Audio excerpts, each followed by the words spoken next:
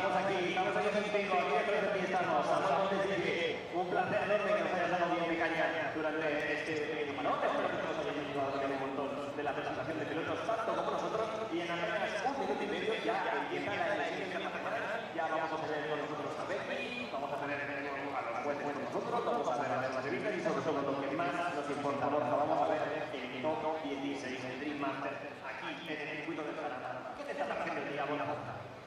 La verdad que ahora estoy encansadísima, después de esta presentación que ha sido espectacular, pena que que lo vaya a hacer, pero bueno, sabía que estar aquí, pero la verdad que no sé cómo os ha visto el público, pues yo me disfruta como un niño, porque desde el patio, un partido con el curso mayor, pues esto era lo que me iba a no es físico, pero qué guay. Pues...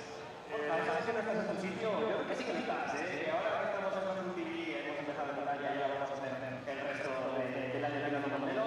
Creo que Dream Master también es nuestro sitio, porque Dream Master es el sitio de España, y España es el sitio de Dream Master, tercer año consecutivo, y espero que nos veamos ganar mucho más. No queda absolutamente nada para empezar con la batalla que va a enfrentar a James Dean contra este Rodrigo, también a Nina contra Rafael. Así es como la batalla, ya vamos, que ya empieza. ¡Vamos, Borja!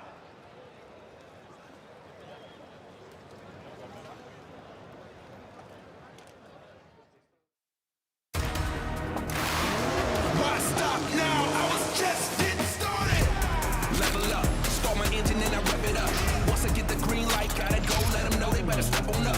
Yeah, dog, I'm in that zone. While I grind hard while you at home. You talk about it, but I be about it, cause you won't talk, no backbone. Strap in, buckle up. I'm on a 10, I'm on a level 10. I wanna win, then I wanna win again. You thought I was done? I'm hoping it never ends. If you wanna run, then I'm on a level 10.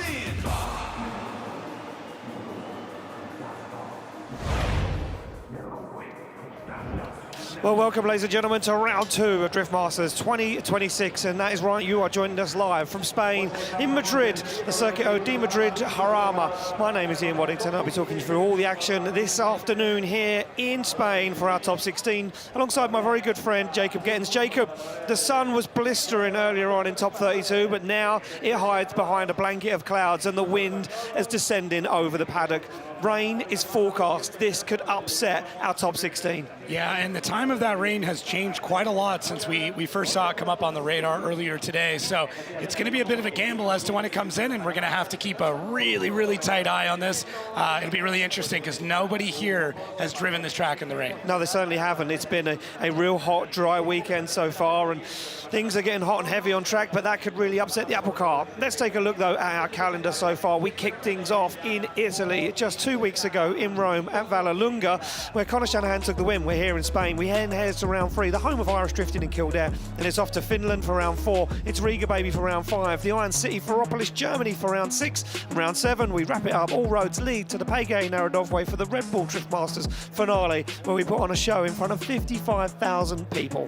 Yeah, what a season. What a season. Unbelievable season. Yeah. Some new stops on the calendar as well, including Vallelunga for the first trip. Look, earlier on was nothing short of spectacular, Jacob. I want to take a look at the back, what happened earlier on.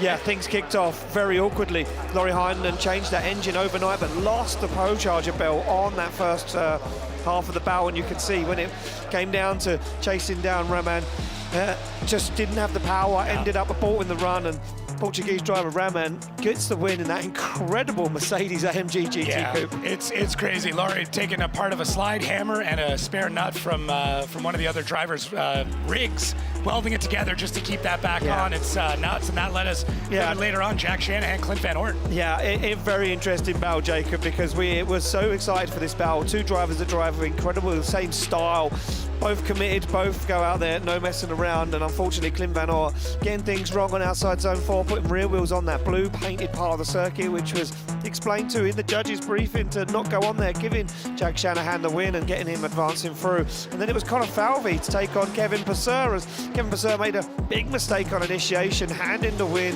to a very excited Conor Falvey, the first top 16 of the season for him after a very disappointing round one in Vallelunga after such a great year last year. Yeah, Passer, I mean, he had that car just set up to go incredibly fast, and Connor Falvey just laid it out, ton of angle, and just said to Passer, like, hey, you're going to have to play it out the way I want you to drive. We didn't even know if we were going to make the battle. There was a low fuel pressure cut, so I didn't know if we were going to make it, but with the help of an unbelievable team behind me, we managed to get the win, so I'm unbelievably happy. Just looking forward to the top 16 now, first one of the year, so thank you everyone for all your help. I can't wait. Thank you so much, Connor. Congratulations. Yeah, and you can see what it meant to him. the fist on the roof and the smile as he pulled back into the paddock. A lot of pressure on his shoulders as we see two Iron Titans going head-to-head. Alan Hines from Ireland to take on the Norwegian Simon Olsen. Two exact same machinery built by James Dean in his stable, but it was Alan Hines who would get the win this weekend, knocking out the Norwegian, the rookie for 2026. Yeah. Unfortunately, just couldn't come to fruition. And Connor Shanahan, business as usual, taking down the Portuguese driver Diogo Correa. Yeah, I mean, it was a handy win there for Connor Shanahan, who just laid down an epic run. I mean, a lot of the Irish contingency in the stands here today as well. Correa just not able to put it all together. Connor Shanahan is going to be moving on to face his fellow Irishman in Alan Hines, and that leaves us to our last battle for Nasser Al-Habali against Juha Putelexo. And Nasser just came out of the woodwork. I mean, his chase was nuts. He told me that he only got 2 chase runs in practice, and this was by far his best chase run of the entire weekend. And I mean, if this is how he's starting the weekend, it'd be interesting to see where he finishes. Yeah, certainly so. Building confidence. That guy from El Salvador, residing in Dubai now, took down an OG and finished drifting. But let's take a look at the heat tree, what we got coming up this afternoon here in Madrid as we head all the way now towards the final. Some stacked battles, Jacob, some real eye-watering ones there, and ones that we've been looking at saying these are finals. Yeah, super stoked for Piotr Vincek versus Oliver Randalou. Randalou obviously standing top step last year, but Piotr fighting for that championship again, so he's got to go through a driver that's really on form. But Piotr, I mean, he wants another championship. He's got to get it.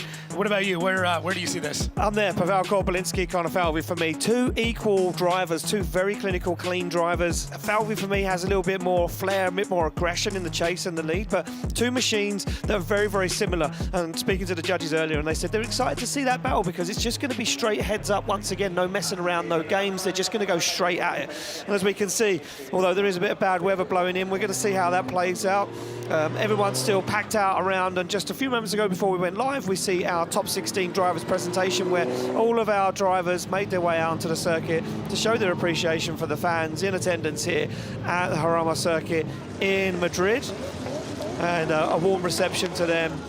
And you can see absolutely packed out, Jacob. Yeah, it's been an incredible amount of people that have made it out to this event, and super stoked to be setting a little bit of history in Spain. Just another mark in the in the drifting travel log. Exactly, yeah, another mark on the drifting travel log of 2026. And Team Ireland, that is the drivers that you're going to see from Ireland alone in the top 16. Yeah. You did some math. It was 37% of the drivers are Irish. Yeah, pretty well. 37 and a half. I mean, we're going to be specific. There's not half a driver out there. No, that's there's for sure. not. They're all looking good. And Mika Keski-Kopi, one of the guys that we kept saying, looking really strong, holding it down for Finland.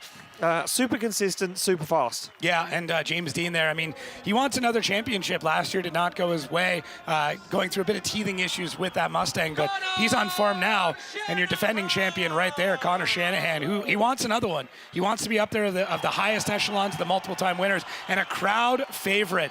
This GT for Roman has been incredible. Super nice guy. 2 people on his team, him and a mechanic. Yep, that's it. Wow. Unbelievable. Yeah, but look, everyone around here is waiting to get the action underway, and we're not far away from sending the first battle of our top 16 off the line. But let's first of all take a look at the track that these guys have to face in top 16. Hello guys, my name is Piotr Vincek, and let me take you through the layout of round 2 of Drift Masters 2026.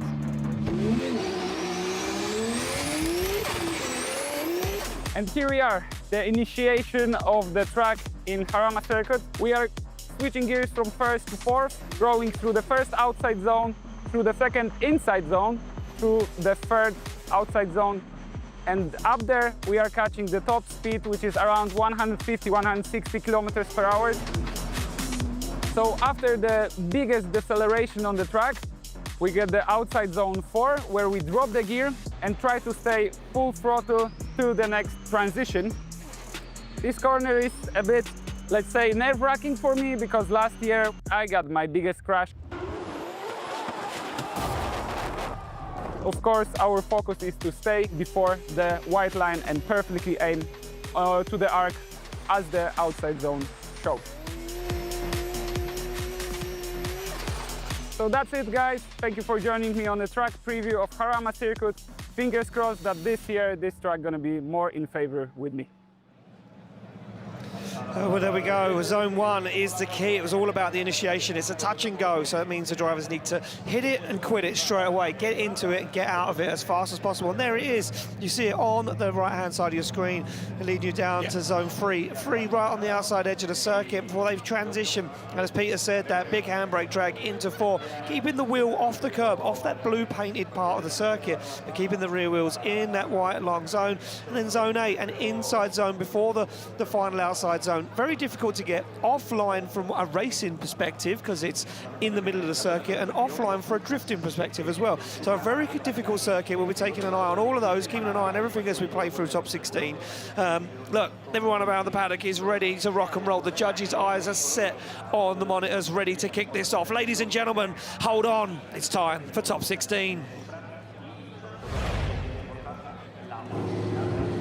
Well, no messing around here at Drift Masters. We have cars on the line, Jacob, and this one, a heavy-hitting battle, is, of course, your first-place qualifier, James Dean, to take on the man from Norway, the new Norwegian sledgehammer, maybe. It is Espen Road. He sits on the line, ready to rock and roll. This man has been laser-focused and looks so rock-steady in top 32. Yeah, he's looked super, super good, but he's got a big uphill battle against James the Machine Dean. Espen's looking on form, and as we've always said, when you're battling James, you can push harder than you've ever done it before. And James opting to take the chase first again. He did that in his first battle. He's opting to do it again here. Let Espen go up front. Let's see how it all plays out for James Dean. Well, before we send cars off the line, let's hear from the main man himself, James Dean. Overall, I feel confident. You know, there's no point in even trying to line up at the start line if you don't have confidence with the level of drifting right now. But I do know the way the sport works. Like, everything can change in a split second. I know if it all works out that we're definitely capable of winning. Well, he certainly does know how to win, that's for sure. His trophy cabinet would say no less as he sits on the line in that chase position. It with James Dean and that Ford Mustang RTR as he creeps off the line. Espen Road in the M50 turbo-powered BMW comes off the line and through the gears. The first battle of top 16 is underway, and Espen Road leads them into outside zone 3. James Dean in tow, though, no messing around. Gives him the room to manoeuvre in outside zone 4 as Dean now parks that Mustang on the door through the inner zone, blows the side skirt off Espen Road's car. Back into it once again as Dean starts to apply the pressure at the final outside zone across the line. Oh, what a great way to kick off our top 16, James. A little bit of a smile there. He knows he pushed really, really hard with Espen Road. James isn't letting anybody get off easy anymore. I mean, he's had a couple of times where he's lost battles because he wasn't aggressive enough. That's completely out the window now. Espen does a great job going into 4. And look at James Dean absolutely on it. Big handbrake pull, gets into the side, and then goes to that little tap right there. There it is. James Dean not phased at all. Catches the car back around in transition. You can see him just hunting him down. Man, what a fun way to get this rolling. It was the shredded part of bodywork that I enjoyed. Yes. I feel sorry for Espen Road and his team having the car battered and bruised over 2 events so far, but to be fair, it was an absolute class move by James Dean there as he parked it onto the door, and such incredible car skill as Dean puts it perfectly where it needs to be, impressing the judges on every single transition. Dean looking so strong. Espen's lead is really good, though. Yeah, very good. It's really, really good. So we'll see. Yeah, I mean, those cars only look good the first time they come off the trailer at the first round, and that's about it. Yeah, unfortunately so. These cars do go through quite a lot of damage over the course of a Drift Masters weekend, and of course we're at round 2 now. Most of these cars have a little break before we head to round 3, the home of Irish drifting in Kildare. Mondello Park will be the scene where it'll be our Red Bull Drift Masters event. We'll be having 2 events back-to-back. It'll be a very, very good weekend. If you're heading out, make sure you come and say hello. Me and Jacob will be in attendance, and the text crew's back out again. Colour-coded ones this time, Jacob. Yeah, I like it. Ones, it matches the bodywork. We're really getting specific here. I'm not sure if they're going to get that in. That's been flapping all weekend. I think they're going to have to screw to the door and then just tell Espen he can't get out. Yeah, you're locked in there now. You know, one penny tech screw is going to hold him in there, but he'll be all right. Good technique. Good technique. That angle in there. Man, starting it on an angle is not easy. Got it. Got it. There we go. Nailed it. But not nailed. Not yeah, you know what I nailed, mean. technically, but Yeah. it's good. Yep, right. so Espen's car taking a little bit of damage there. He sits in that chase position. Would have been on the radio to the spotter asking what he needs to do. He needs to park it really on the door of James Dean's Ford Mustang RTR. Dean in the car, cool, calm and collected. That typical pose of James Dean. Hands together, rested, focused, deep breath as Dean slams that car into gear. The grimace now on his face as he stares for that green light, and we are ready to go through the gears as Dean flicks the Mustang into initiation. Look at Espen Road though, not letting James Dean get away. Out to outside zone 3, big transition back. Espen Road with him, Dean goes wide, and Espen Road shortcuts it, drops down on the inside, hunting down the Mustang as they fire through the outside zones. Look at Espen Road, he is not messing around, straight onto the wheel again, tags the door, and James Dean across the line. Are you serious? That's what you needed to do, though. That's asserting a little bit of dominance right there. Wow. Yeah, look at even James.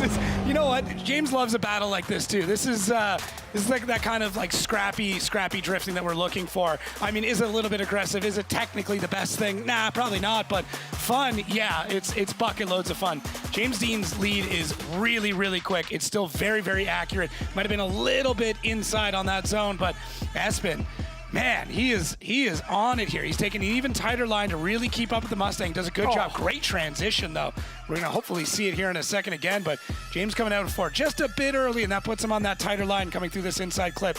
Remember, we want to see them a little bit further up, but that's like the only parts of James's lead run that really are in any part of question, and Espen is just all over him, and I think against anybody else. You see the back end of James Dean's car flex when Espen Road he does too. Flexes the back end. Now, what I want to know is when Espen tags James, does he push him off? I think so. Yeah, he does. Yeah, He pushes him a little wide there. He hits him at least twice there. It was quite a thump on the door as well. James is smiling that. You can say James is saying that's class. Here we go. Who's going to take it through top 16? Espen Road or James Dean? It's unanimous. James Dean gets the win and advancing through. But I tell you what, Jacob, so good to see Espen Road back on form, the driver that we all know and love. I think against any other driver, that would have won Espen Road that battle. It's just unfortunate it was against James Dean. So for Espen, I mean, you got to keep your head super high on that battle. James stoked. Yes, I mean, yeah, but that wasn't an easy battle. No. It shows how much respect he had for Espen, the way he had to chase him though on the first run. So he knew. Well, here we go. Back on the line we go. It's going to be Nicolas Bertans from Latvia to take on Roman Kandrasenka, all the way from Portugal in this crazy Mercedes AMG GT Coupe 2JZ, 1,000 horsepower, with a handbrake on the steering wheel. Yep. This thing just doesn't make sense. That paddle just on this side there, that is the handbrake in that car. GT wheel, 1-to-1 rack, very, very different. And then you've got this absolute monster. And I'm not just talking about the car, I'm talking about the driver as well. He's a weapon. He certainly is a weapon. He's built for the job in hand, that's for sure. As they come off the line, it's going to be Bertans to jump onto the back bumper of the AMG as they fire in at the same angle at the same time. And it's wheels up from both guys. They fire into outside zone 4. Bertans waits for the AMG to get set up. Now makes a dive up to the door. Bertans goes wider than Raman as they fire in to the final 2 outside zones. Bertans gives him the room, now creeps on the door across the line. We're getting finals level battles right out of top 16. We said this though in the break. Me and you said this is going to be electric. Yeah, everybody looks so on form. All this extra practice. I mean, these really, really great track conditions. Everything is just leading up to incredible battles. Man, I mean, Raman is looking so solid out here. The car is performing really, really well. Bertans, though, I mean, he's just fast, but he does such a great job of reining that back in. I mean, look at how calm he looks behind the wheel. He's so far back in his seat. And just very, very calm considering how gripped up and ridiculous that BMW is. Man. Look at that wheels up on that zone. That is incredible. He's not even left foot braking that much. I mean, that says to me that Raman's car is just that quick, too. I was going to say the AMG GT Coupe, aluminium chassis, and that car super light, 1,000 horsepower. I took a look around it. You certainly did. You come out, you had grease on your forehead. You were in and around and underneath that car. It's an air-to-water intercooler on that as well. and they've got like a separate rad that sits up front that runs the water system. It's just so different. It's everything is so different about it. It's a wild build, but it works so well. Yeah, so much fun. Yeah, they've got like Bentley parts in there. There's that wheel. I want to know what the dials do. I'm not sure. Pass. Yeah, push to pass. We'll see. We'll see. Well, we'll see. We swapped them around. They're back on the line. Nicholas Bertans now to lead out Roman Kondrasenko. 1,000 horsepower Mercedes-Benz AMG GT Coupe. What a time to be alive. What we've seen in drifting. We're off the line and through the gears. Bertans in his top 32 drove away. What can he do right here? He's not going to get away that easily from Raman as he fire through. Good transition. Look at Raman, puts that car right where it needs to be. Makes a dive down the inside. Now Bertans squeezes the throttle. That V8 screams from underneath the carbon Kevlar. But Raman jumps through the smoke. Bertans almost over-rotates. Just about holds it together. Raman on the back bumper. This is going to be another tough call. It's going to be a really, really tough call because I think Bertans is really quick. He had a couple of zones where he came up a bit short. Might be able to catch it here on the initiation. Look at how quick that car snaps over. So he's about midway through the first zone, second looking good. Third, he came out a bit early. But for Raman, he's there. He's there through all of this. He's doing his best to keep a really good line in behind. He's trying to keep that proximity. It's tough, though. Once again, that BMW is absurdly fast. But yeah, for Raman, it's great. He's punching so far above his weight out here. I mean, coming in as a wild card, making it into top 16, and then really holding your own against an incredible Knick-Knack Britons. Just an incredible story, no matter what the result is on this. Good dives too. Like see, he dives and he's in the pocket. Unfortunately, he catches it just as Knick-Knack is lighting that car back up again. But he does a good job timing it all out. Still trying to get into the zones. Knick-Knack, I thought he was going to loop it there. Yeah, I mean, you said it too. It was so wild angle. I didn't think he was going to come out of it. I thought it was going to be a full over rotation, but a very good job there from both guys. Raman really surprising us this weekend in that incredible Mercedes-Benz. And so good to see a different chassis on the grid of Drift Masters, that's for sure, especially a wild card. Yeah, I mean, the wild cards always have an uphill battle, but Knick-Knack will tell you it doesn't mean that you're out. No, that's right. Slide him left for Kondrasenko, right for Bertans, and there we go. Nicholas Bertans gets the win. I mean, he's pushing the speed game, and it's going to be interesting. Him against James in our 8. Yeah, that's going to be a wild battle. But he might have lost the battle, but he's definitely won the crowd today. Yeah, look at that. Absolutely stoked to be here this weekend and having a lot of fun. And he said with his interview with Becky that he was enjoying himself, and that's what it really comes down to. When you go back on the line to a big battle, Juha Rinnan to take on Jack Shanahan. Jack Shanahan, the lower qualifier, sits in that chase position. Juha Rinnan opting to lead first. As the wind picks up even more here, and reports coming in saying that we are going to get a bad storm in a few hours' time. So we'll see if that actually comes. The double fist bump to the steering wheel from Juha Rinnan. As Jack Shanahan sits there, cool, calm and collected, ready to chase him down. Thumbs up to the camera. Let's hear a word from Jack Shanahan before we send him off the line.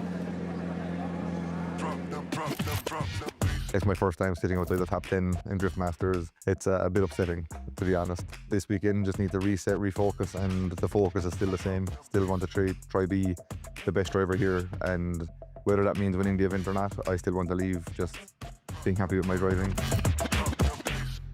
Yeah, well, there we go. Jack Shanahan out of the side of the top 10, not happy about that. Would love to get a podium this weekend or just get a few more points in the bag. 4th place here in 2025. What can he do this year? He come off the line with the green light, Rinnan to lead out. Jack Shanahan for a spot in the Great 808s. Nice initiation from both these guys, almost identical timing, but now Shanahan starts to apply the pressure to the Finnish driver. Rinnan goes one wheel over the white line but keeps in it, and that opens the door for Shanahan as he starts to creep up the side of the GR86. Good transition from Shanahan, gives Rinnan the room now to set that car up, jumps up onto the rear wheel and across the line. Yeah, solid from both. Jack took a little bit of time to really get into the side of Juha, but once he did, he was in great form all the way through the transitions.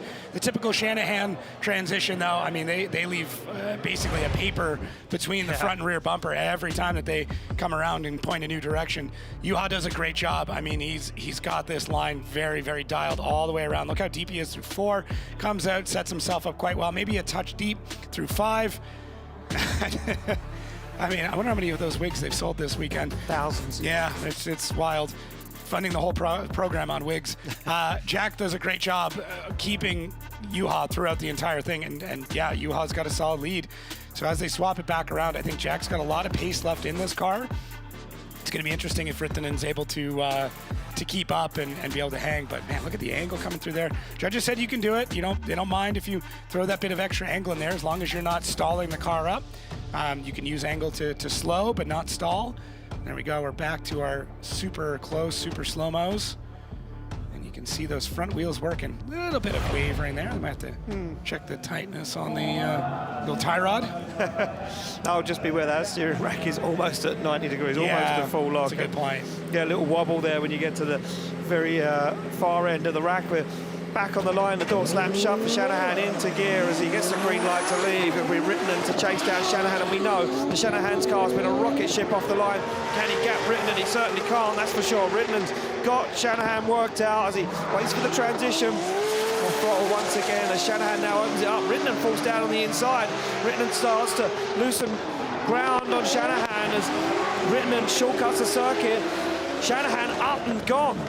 And there's that pace I was expecting out of Jack. In the chase, I felt like he had a lot more left on the table, and this more or less shows it. That car's got significantly more left in it, and I think they're going to continue to add a bit more grip as they go through. Even off the launch, it looked really quick. It seemed like the start was very, very quick, and I don't know if it maybe caught Juha out just a little bit.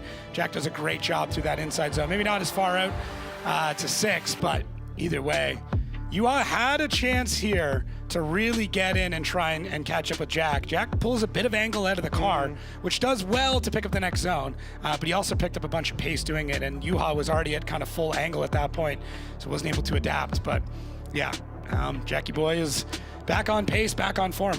Yeah, I mean, even when you can see Rittinen take a dive into that inside zone, he comes across the circuit, can't really get that car on throttle early enough, and Shanahan's on a really nice line. He just drives away from Juha Rittinen. Jack seems to have got it all worked out this weekend. Yeah, it's looking knock on wood, looking really, really good for him so far. Yeah, well, they're both smiling outside the car. I think Rittinen knows that it was all about pace, and it was outpaced. Side of left for Rittinen, right for Jack Shanahan, and it's unanimous. It's going to be Jack Shanahan getting the win, advancing through to the Grade 8. And the Irish fans are happy about that. Very, very happy. Yeah. It seems to be usually at least a few dozen of them in every single round. Yeah, always. Always. And finish. Yeah, Estonians have been showing up a lot too. Yeah, It's been great. I love how multicultural this is. Lithuanians. Yeah, you're right. Good call. Good call. Here we go, back on the line. Big battle between these two guys. It's going to be Peter Wiensek to take on Oliver Randlew. Randlew, the man who stood on the top step of the podium at this round last year, and Wiensek, who had a bye run in his top 32, so not really any battle data so far. Track conditions would have changed though between our top 32 and our top 16. Well, let's listen to the man who was on the podium this time last year. Everybody's goal is to win, so I do have the confidence from this round and previous spin, so I feel the strongest.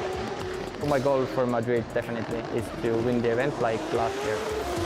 Well, he certainly wants to win it, and he's doing a good job so far as he tucks up that BMW onto the side of that A90 Supra. Wiensek fires in. Randlew dials on the angle, but stays with him as they get him across the line. Yeah, Piotr's car looks like they are flirting with how much grip they can put into it, and Piotr can still handle. We saw it in practice. We saw it even before qualifying. They were adding a lot more grip into the car. And what I was noticing is you could hear the engine, maybe not lugging, but definitely at the very end of how much power it was able to put down and still spin the wheels. So they're riding on a ragged edge of how much power, but Piotr's able to make it work. Oliver Randlew, though, he's keeping up that pace all the way around. He does a great job of falling in form here in 4, a little bit of left foot brake to keep that car controlled. Piotr's car does a great job of slinging back out. Look at this, feeding the wheel, you can see it. Those highlighter yellow gloves really, really help with this too. You can see how much he's having to work to make sure that he can keep into the pocket of that Supra. I was gonna say big, but they're really not that big. And look at this, absolutely darked out visor. That looks a little panicky back there, but he's all right. He gets it figured out. There it is, those 2 handbrake pulls, another one. Now he sits in a really good spot right near that rear wheel and turns off the anti-lag as he comes across the line. Yeah, very clean chase there from Oliver Randall. Only one mistake crept in, and that was out of 7. You can see him put on quite a bit of angle, but that's because Wiecek threw a lot of angle at the outside zone to slow the car down. But he's been doing that all the way through practice, qualifying, and not really something that we're shocked by seeing. I think it shocked Randall. I don't think he thought he was going to do it in a twin battle. We've swapped him around on the line. Randall now to lead out Wiecek as they wait for that green light.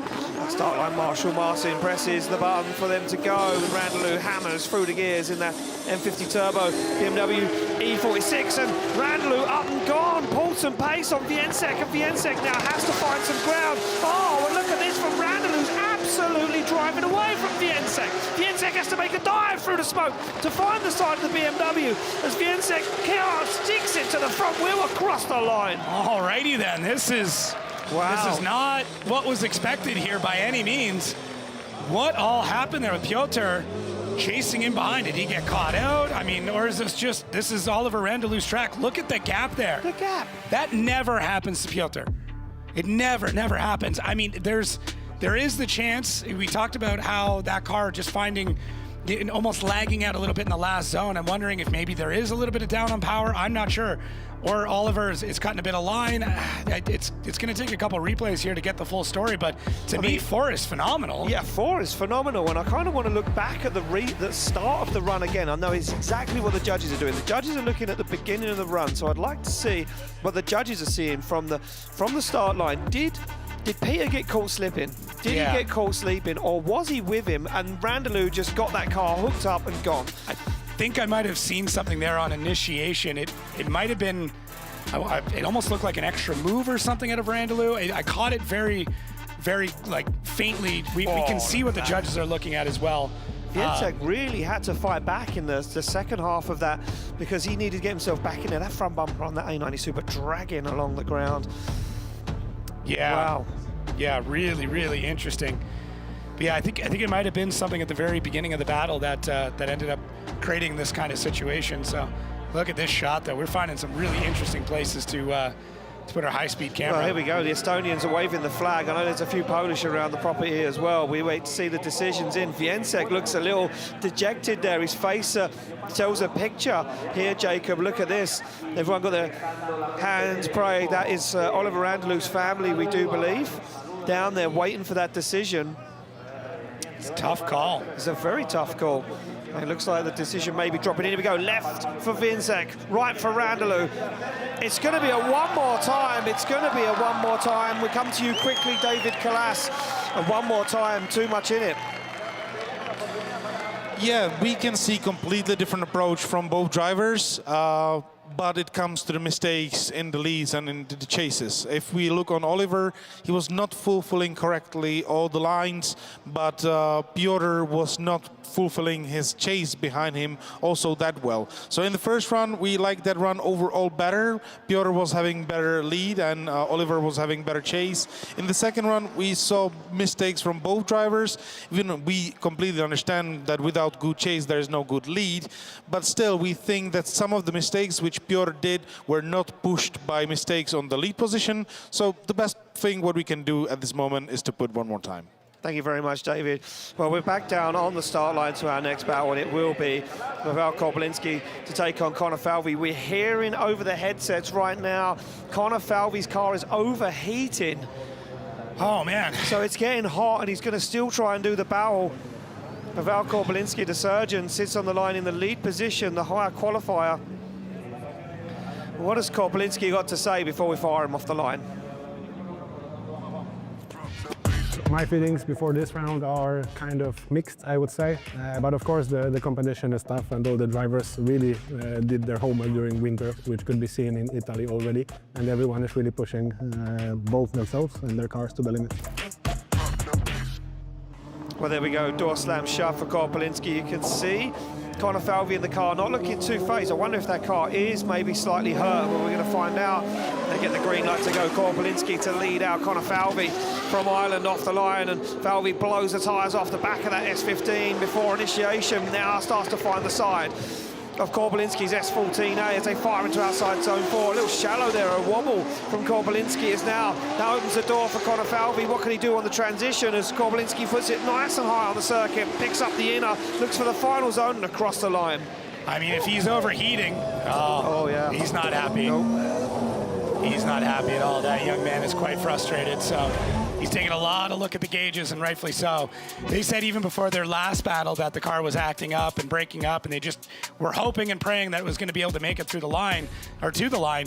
But yeah, I don't know if it's starting to pull a little bit of power out of the car because it's overheating. It may be tuned to do that. That's not uncommon. But he is just not able to keep up with Pavel Korpelinski, who's got this really, really nice lead run all the way through. Does a great job, but for Falvey, it just seems like he's maybe a step or so behind everything that Korpelinski's doing.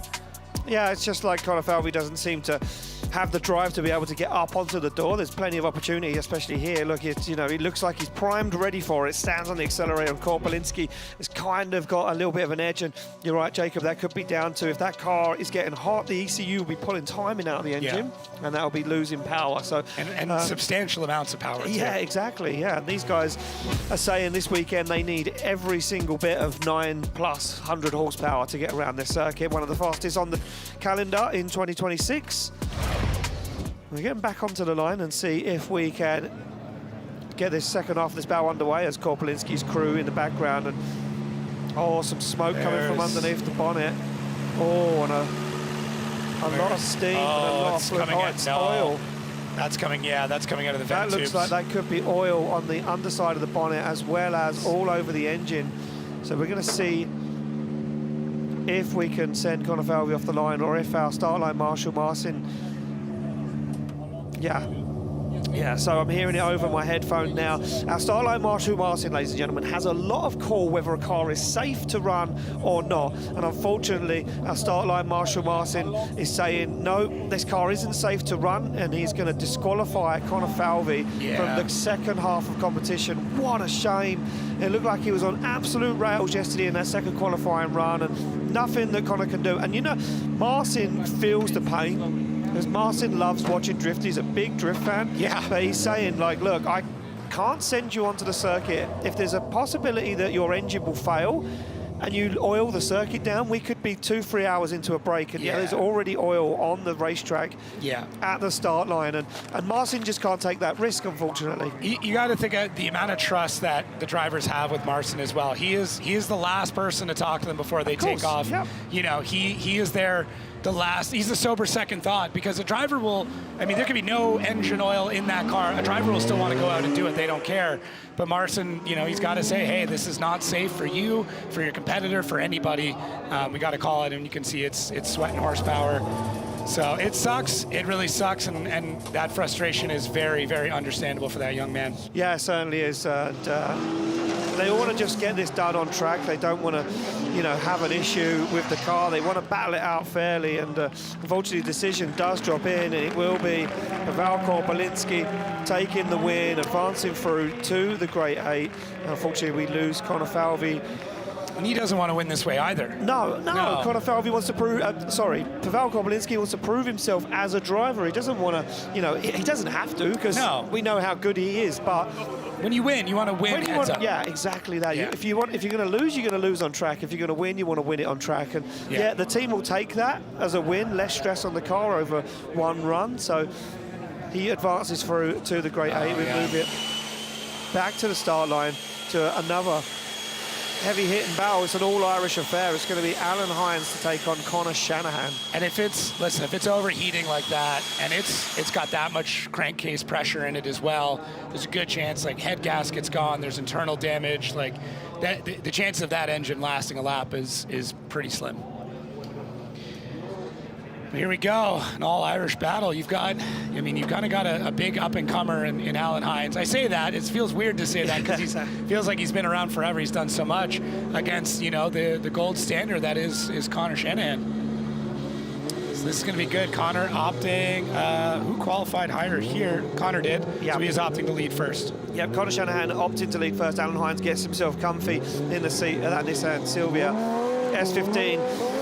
two JZs off the line. Shanahan to lead out Alan Hines. And Shanahan rings it through the gears and flicks that car to angle. Look at Alan Hines straight onto the side of that GT86, both mirroring the image. Oh, but a big flick from Alan Hines, going to put him way down the inside. A big mistake creeps in from Alan Hines. He now makes a dive up to the door of that Red Bull GT86. Shanahan fires it across the circuit. Alan Hines comes in hard, almost goes for a dive on the door and across the line. He tried to make up for it. He really did.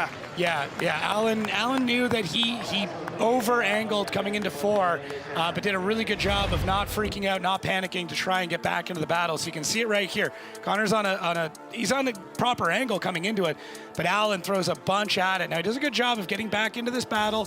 He's having to fight quite a lot to try and get the flow. That's the other part too. When you're that far offline, the track is not going to flow the correct way. There's also not going to be rubber down on the track. It's not going to be the line that everyone's been taking. So it's going to be very, very different than anything else you had experienced over the weekend. But he does a good job when we start to transition into the last section of the track. Alan goes for a big dive in hopes that he can just keep on that door of Connor Shanahan and potentially make up some points. Look at that dive. Great timing on it. Back on throttle. He's maybe a 1/10 of a second off of when he need to be on throttle. Yeah, certainly so. And yeah, Alan Hines, look at that. Brave moves from Alan Hines in that chase position. Shanahan giving him a real nice lead line, though. So consistent, so fluid throughout the whole run of the circuit. And that GT86 looking absolutely dialed this afternoon here in Madrid in Spain. And great job there. Yeah, some more angles for you, Jacob. Yeah, you can also see just how much smoke they're having to punch through. There's a good second where you can't see anything. You just have to hope that the other car is in the correct spot. Yeah. When we go back on the line, Alan Hines now to lead out Connor Shanahan. Space in the top 8 awaits for one of these drivers to take on Pavel Korpolinski as they come off the line. Hines through the gears, Shanahan to give chase. Big flick to initiation from Alan Hines, and Shanahan straight onto the back bumper. Both Irishmen fire down to outside zone 4. Absolutely beautiful from Shanahan as he mirrors the angle, mirrors the line, mirrors the proximity all the way through as he fires once again. Alan Hines giving him a perfect lead line to follow. Shanahan across the line. Yeah, I think Alan wanted to try and outrun Connor just a little bit. You could tell from outside zone 3 that Alan barely touched it. And that to me is a driver that's really trying to pick up as much pace. You can see it right here, just gets through just the corner of it. But he then kind of throws down the anchor, slows the car down going into 4. It's on a really good line, but Connor's there the whole time. He more or less anticipates what's going to happen. And the best drivers in the world are the ones that can see what's going to happen and makes the correction before he needs to. So great job to Connor for doing that. Alan, he needed to have the lead run of the century in order to kind of make up for that big deficit he had in the chase. And he's doing a really, really good job out there, but I don't know if it's going to be enough to really make up for the mistake that he had in 4. No, and that beautiful lead line was exactly what the judges were looking for in that lead position, but just opened the door more for Connor Shanahan, gave him more opportunities to gain that proximity, jump up onto the side of the car, and really seal the deal for the judges. We wait for the decision to come in, slide him left for Shanahan, right for Hines. It's unanimous. It's going to be Connor Shanahan getting the win. Connor Shanahan getting the win and advancing through to the top 8. And some very happy Irishmen. Yeah. And females. Yeah. Around the Irish people. Irish people. Irish people. Right, we're back to the one more time. It will be Viensek to take on Randalou. Couldn't split them first time around. No. And I think Viensek will be sitting on the line wondering what he has to do to try and shake off the Estonian that was so untouchable at this event last year. He goes back and leads first too, so he's just going to reset, doesn't change up anything. Doesn't change anything, yeah. Yeah. And there we go, the anti-lag crackles as Viensek fires that car into gear. Randalou starts to creep already to try and get the run in alongside Viensek as he gets it onto the back bumper. Down he goes. Randalou so unfazed by Viensek as he parks that BMW side by side. Wow! Look at Randalou! No messing around in outside zone 4. Loses a little bit of ground, but now starts to reclaim it as he transitions up, back onto the side as Viensek fires it where it needs to be. Randalou tags the side of the Supra.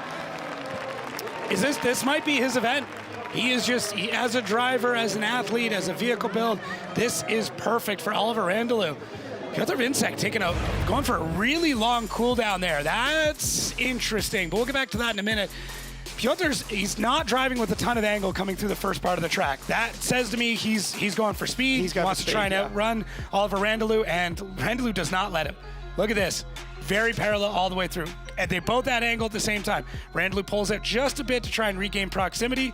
He's able to load the car up just before the transition so he can swing back around in just a beautiful, beautiful timed maneuver.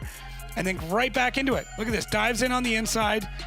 Gets there, and what do you think? He caught a little bit of contact? I thought he caught him. He didn't catch him. Ah, it was close enough, though. It was very close. Look from at there, that. it looks like he does. Oh, he might have. He tagged the rear wheel. I think, yeah. He just tagged the rear wheel of He might have just car. added just enough angle to Piotr to make sure he could make it over the line. We're going to see him pop through the smoke here. Look at this. Oh, yeah. Oh, we just missed it. That's all right. We got another great view. We're not mad about any of them. No bad shots with this camera. There's not a bad shot. Yeah. There you go. You can see Piotr through there, and there's Randalou. Man, wow. Oh, this is going to be good. Randalou, you're right, this could be his event. Yeah. This could be, could he be unbeaten in Spain? Could you imagine? Yeah, I mean, look, last year he was lucky. A few bar runs, a few mechanical failures, but yeah, look, he still got the job done. Nevertheless, they're off the line. Randalou to lead out Viensek as they fire through the gears. Randalou fires that car to angle. Viensek now starts to repay the favour and tucks up on the inside of the BMW as they transition. Viensek goes wider than Randalou. He's up onto the curbing, but he holds onto it as Randalou hammers on the throttle, drops even wider over the edge of the circuit, has to throw angle at it as Randalou stands on the throttle now. Viensek goes for the back bumper. Viensek almost straight across the line. Holy cow. Wow. This is a big moment. Is Viensek's car getting hot as well? You watch the very end of the run, from that drone shot, you can see Viensek's almost straight coming across the line. It's almost drag racing up the hill. Yeah, he's just not able to keep the pace in the car. And but Randalou's there was a mistake there. Yeah, Randalou's swinging it out really wide. Wow, big, almost took out a drone there. Randalou's, I mean, he's going really, really wide. That gives Piotr a lot of time to get into the pocket. He can really bury that car in there, and he just doesn't strike. He doesn't pick up that time. Even on the transitions, Piotr's just a touch behind throughout them. But yeah, look at, oh yeah, you can see that hunk of rubber flying up there. Randalou looks good. Piotr right now should be in it the whole time. But look at the front wheels. Yeah, I don't know. It's possible. We saw Piotr, after the first run. You're going to see it from this angle. Watch Peter's car. Is it starting to pull power up? Because he kind of almost drives straight for a moment. Yeah. Yeah, and when we wrapped up the first run, Piotr went all the way to the end. Yeah, exactly. And that, like, a driver only does that if they're trying to cool a car down. Yeah, is the car suffering with a bit of heat? It's still, I mean, we said that there was a storm blowing. It looks like it may have passed the circuit, but it's still very warm outside. Yeah. Oh, man, look at how well Randalou's car transitions. That front wheel does not understeer at all. No, it's dialed. Yeah, it's really, really dialed. Man, this is... Sometimes I look over to see if I can see what the judges are going to choose first. They're sweating. Yeah, they're sweating. I got no idea on this one. No, certainly not. We might be here for a while. Yeah, well, here we go. Look at this. Going to head back down trackside. You can see the Estonian fans with the flags waving.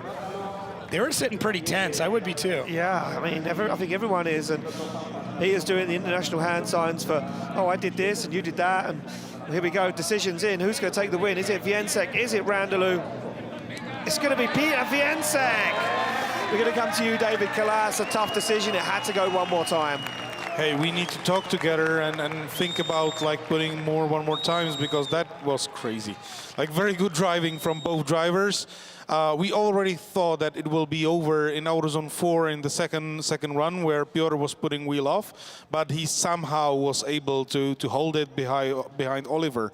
And then Oliver did even bigger mistake in AutoZone 6, where he put wheel off, and then the transition from 6 to 7 was very hard to follow, and it was followed by correction at inner zone 8, which caused the mistake of Piotr coming to outer zone 9.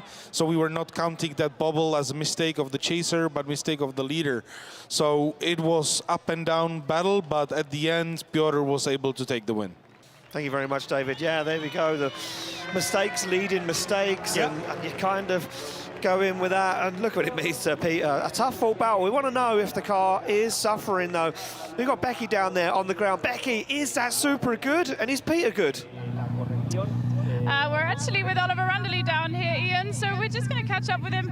Oliver, you were feeling so pumped before we came to the top 16 battle. Tell us what happened. Yeah, and the one more time he hit me on the fourth one. He pushed me a little bit off my trajectory, and it kind of took me outside, so I felt that, but other than that, always good. So I'm happy with my leads and chase, but yeah, unfortunate for me. An unfortunate end to the weekend, but we will see you at Mondello Park. Yeah, for sure. Yeah, cheers, thank you. Yeah, an unfortunate way. Oliver Randeley out of competition, but hey, that's how she goes. The judges, yeah, I mean, look, one more time, sometimes settle it, and yeah, we can see it here and there. And as we say, judges saying, you know, if you're making a mistake, the chase car has to follow that mistake, and then that puts the chase car in the wrong position on circuit. So yeah, look, we all understand it. It's drifting. We're not judges. We're fans. No, we're just excited. Yeah, that's it. So excited. Yeah, sometimes. I had to calm me down a minute ago. Little Too bit, much sugar in the break. Yeah, I do. Like, I got to take a little Too walk. many Red Bulls. Yeah, there's a few empty cans over here. Right, back on the line, Mika Keski-Korpi to lead out David Spossop. Mika Keski-Korpi qualifying third last night in qualifying here round 2. Looking very, very good this year. Now, iconic orange visor on the crash helmet. Must be a very weird view for an orange visor. Some drivers say it helps them see through the smoke better, especially during glare. Okay. Yeah, I don't know. Yeah, here we go. Spossop looking strong though, changed that car up for top 32 battles. What can he do right now? It's against a very strong Finnish driver. So they come off the line. Mika Keski-Korpi fires that BMW in. Both cars catch a little bit of understeer. Keski-Korpi catches more understeer. Transitions back for outside zone 4 as Keski-Korpi stands on the accelerator and puts some ground between him and the Polishman. And Spossop now looks down the circuit. And Mika Keski-Korpi driving away from him as Keski-Korpi puts it to the zone and across the line. Yeah, it seems to be the drivers that are leading are getting all the wins right now. It wasn't quite that way in the beginning, but I'm wondering if it's having that fresh rubber, being able, because it's such a fast track, that having that fresh rubber, knowing you've got all of it, you can really, really keep a ton of speed. David Spossop in the chase there just got a little bit wonky after initiation, but Mika Keski-Korpi is he's pretty locked in. Comes out of 4 just a touch early, and it puts him a bit deep in through 5. He does a really good job. Has he got a fan on the dash? What's that doing there? Yeah, apparently it blows cool air at his feet, he told me. Oh, he's got hot feet. Interesting.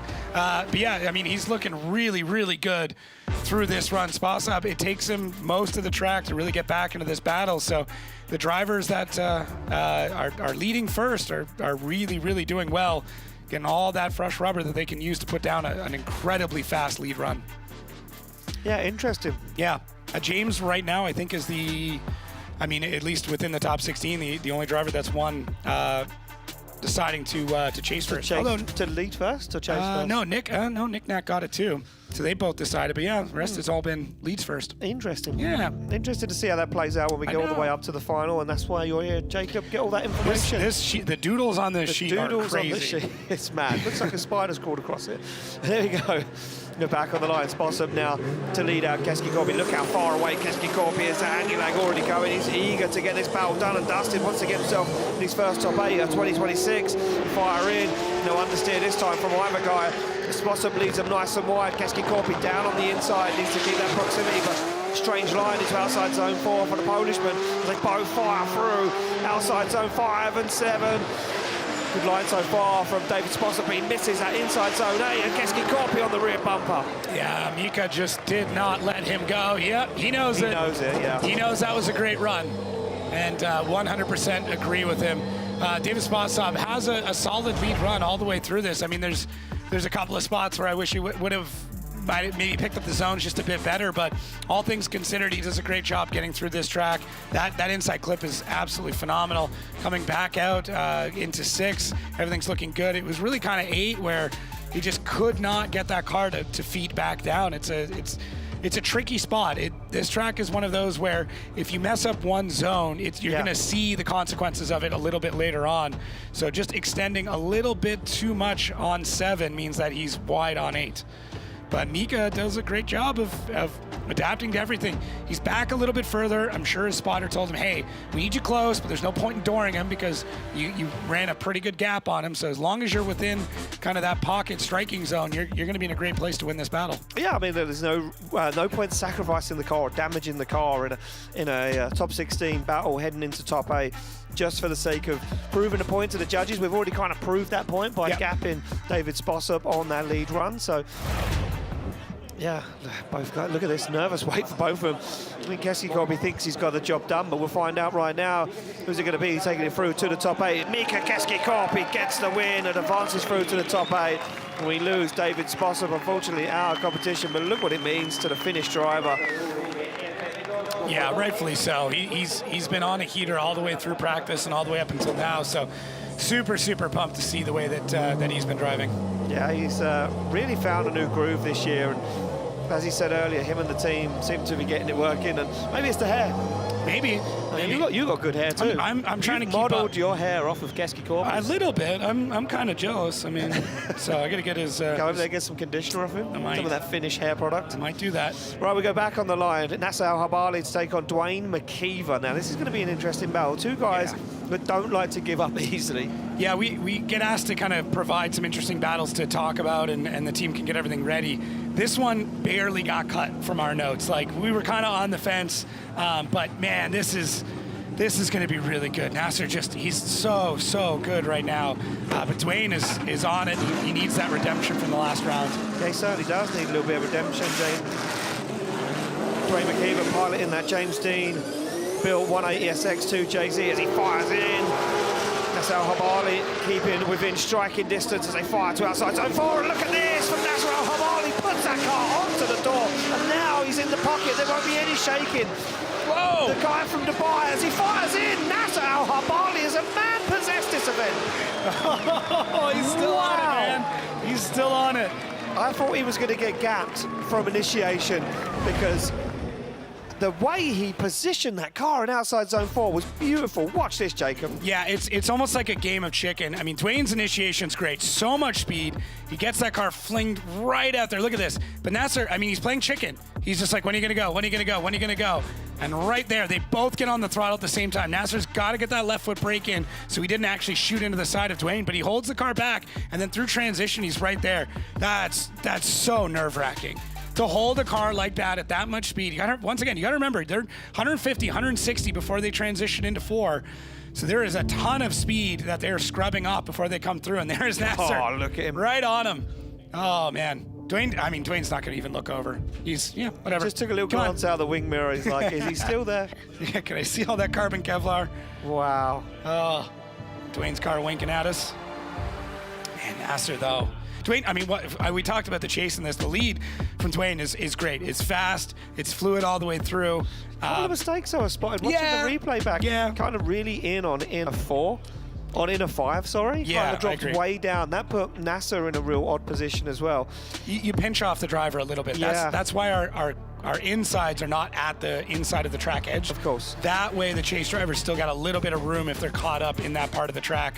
So, but yeah, Dwayne came down that part of the embankment quite a lot. But Nasser does a great job. Yeah, he does. I'm excited. I'm very excited for the second half. Yeah, let's see how this one plays out. I know that Dwayne McKeever is going to want to stick it to the door, that carbon Kevlar Nissan 400Z as they get the green light to go. The V8 screams front beneath the bonnet of the carbon Kevlar. They hammer through the gears. McKeever won't want to let Nasser Al-Habali get away. Both guys catch a bit of understeer. McKeever's with him though as McKeever fires it in, shallows the angle up. Look at Nasser Al-Habali though, barely any braking into outside zone 4 as he now finds the edge of the circuit. McKeever needs to make a dive and he does on the outside zone. Oh! McKeever catches himself out and washes off the edge of the track and back on again. Oh man, for Dwayne, yeah, same.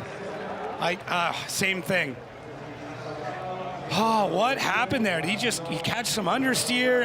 It was really weird. It was caught up in the smoke, so we didn't quite catch exactly what happened on initial viewing, but Nasser out front, He held out so long. Oh my God! Before getting into fourth, Dwayne kind of got caught out. I thought maybe Nasser was going to crash there, go off track, but it's going to be. Nasser's barely slowing the car down. Watch how Nasser positions the car. Watch this on this transition, Jacob. He fires the car. It's such a quick brake. Bam, back on throttle again. Yeah. So we'll take a look here. So he's coming through up on the other side of the embankment. It's going to be this transition here. So he's still on throttle. Might have grabbed handbrake for a second. And Dwayne just understeered off. It's almost like he lost power steering or something. Wow. You know what I mean? Like, Dwayne's in a good spot. He gets back on throttle and the car just doesn't go back into drift. Does there, though. Yeah, that's weird. That's super, super weird. I know the judges are looking at this quite a lot. I think he got back on throttle and it just pushed the front tires across the circuit. Yeah. Dwayne tries to throttle, but the car is not going where he's pointing it. Strange. Very, very strange. Yeah, very strange indeed. But either way, Nasser just on a mission. He is on a mission this weekend. He's got a point to prove here at Drift Masters after his rookie season didn't go the way he wanted. He's back for a full season in 2026. Let's see what way the judges see this one. I know the scores have dropped into the system. There we go, slide him left from McKeever, right for Al-Habali. It's going to be Nasser Al-Habali getting the win, advancing through to the top 8, takes out Dwayne McKeever.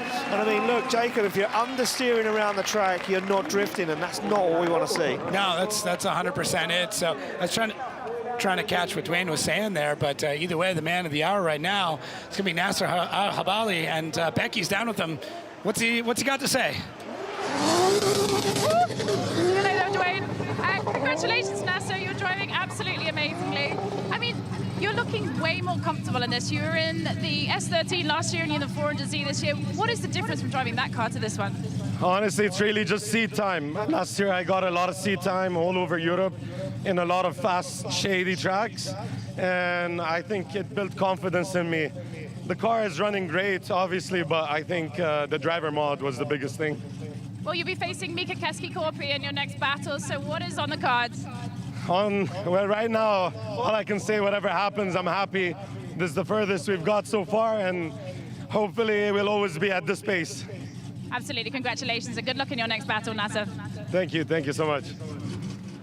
Well, the driver mod, I tell you what, it worked. That's the best mod. He hit the reset, went to bought some upgrades. It's like a Forza Horizon lobby. He just went and downloaded some new software. Yeah, new packs unlocked. Look, I spent a lot of time with Nasser Al-Habali. I know him personally very well from, drift competitions in the Middle East. And he's such a good driver. And I said to him before, why can't this translate into European? He said that so many factors happen between traveling from the Middle East to Europe, the logistics, the planning, everything that comes in. He said it's very difficult, but he said this year is easier. I've got things worked out now. Here we go. This is what our top 8 looks like. It's James Dean take on Bertans, Viansek to take on Shanahan, Gorbalinski to take on Shanahan, Mika Keski-Korpi to take on Nasser Al-Habali. That's a stacked top 8. Literally everybody on that list could win this event right now. Yeah, they all are on form. There's been no there's easy easily battles. 4 final battles there. Yeah. And 2 that obviously. I know. Granted, Mika Keski-Korpi, Nasser Al-Habali is probably a battle that we wouldn't normally say, we'll see that in the final. But the way they're driving this weekend, we would automatically assume that is a final battle because both of those guys are on form this weekend. Yeah, James and Bertans, I mean, Nick Nack is so fast, but so is James. If there's anybody who can keep up with him, it's going to be the Mustang. I mean, that's nuts. Jack and Piotr, that's a battle for the ages. Yeah. I mean, that's going to be a good one. And Powell and Connor, both of them are on it. There's not a bad battle. No, there certainly isn't a bad battle. We've seen Pavel and Connor go many times before previously, so interesting things. I don't know why this guy's sleeping, needs to wake up because it's almost time for top 8. These guys are ready to rock and roll. I know you're not sleeping. There's too much sugar flowing through your veins, Jacob, that's for sure. And too much hot and heavy action on circuit. Looks like we're evading the weather at the moment. Looks like things are holding off, touch wood. And it looks like we are almost ready to kick off that top 8 action here at round 2 of Drift Masters, Jarama Circuit, Madrid, Spain. Well, ladies and gentlemen, no time to be wasted here in Madrid. Let's get ready for top 8.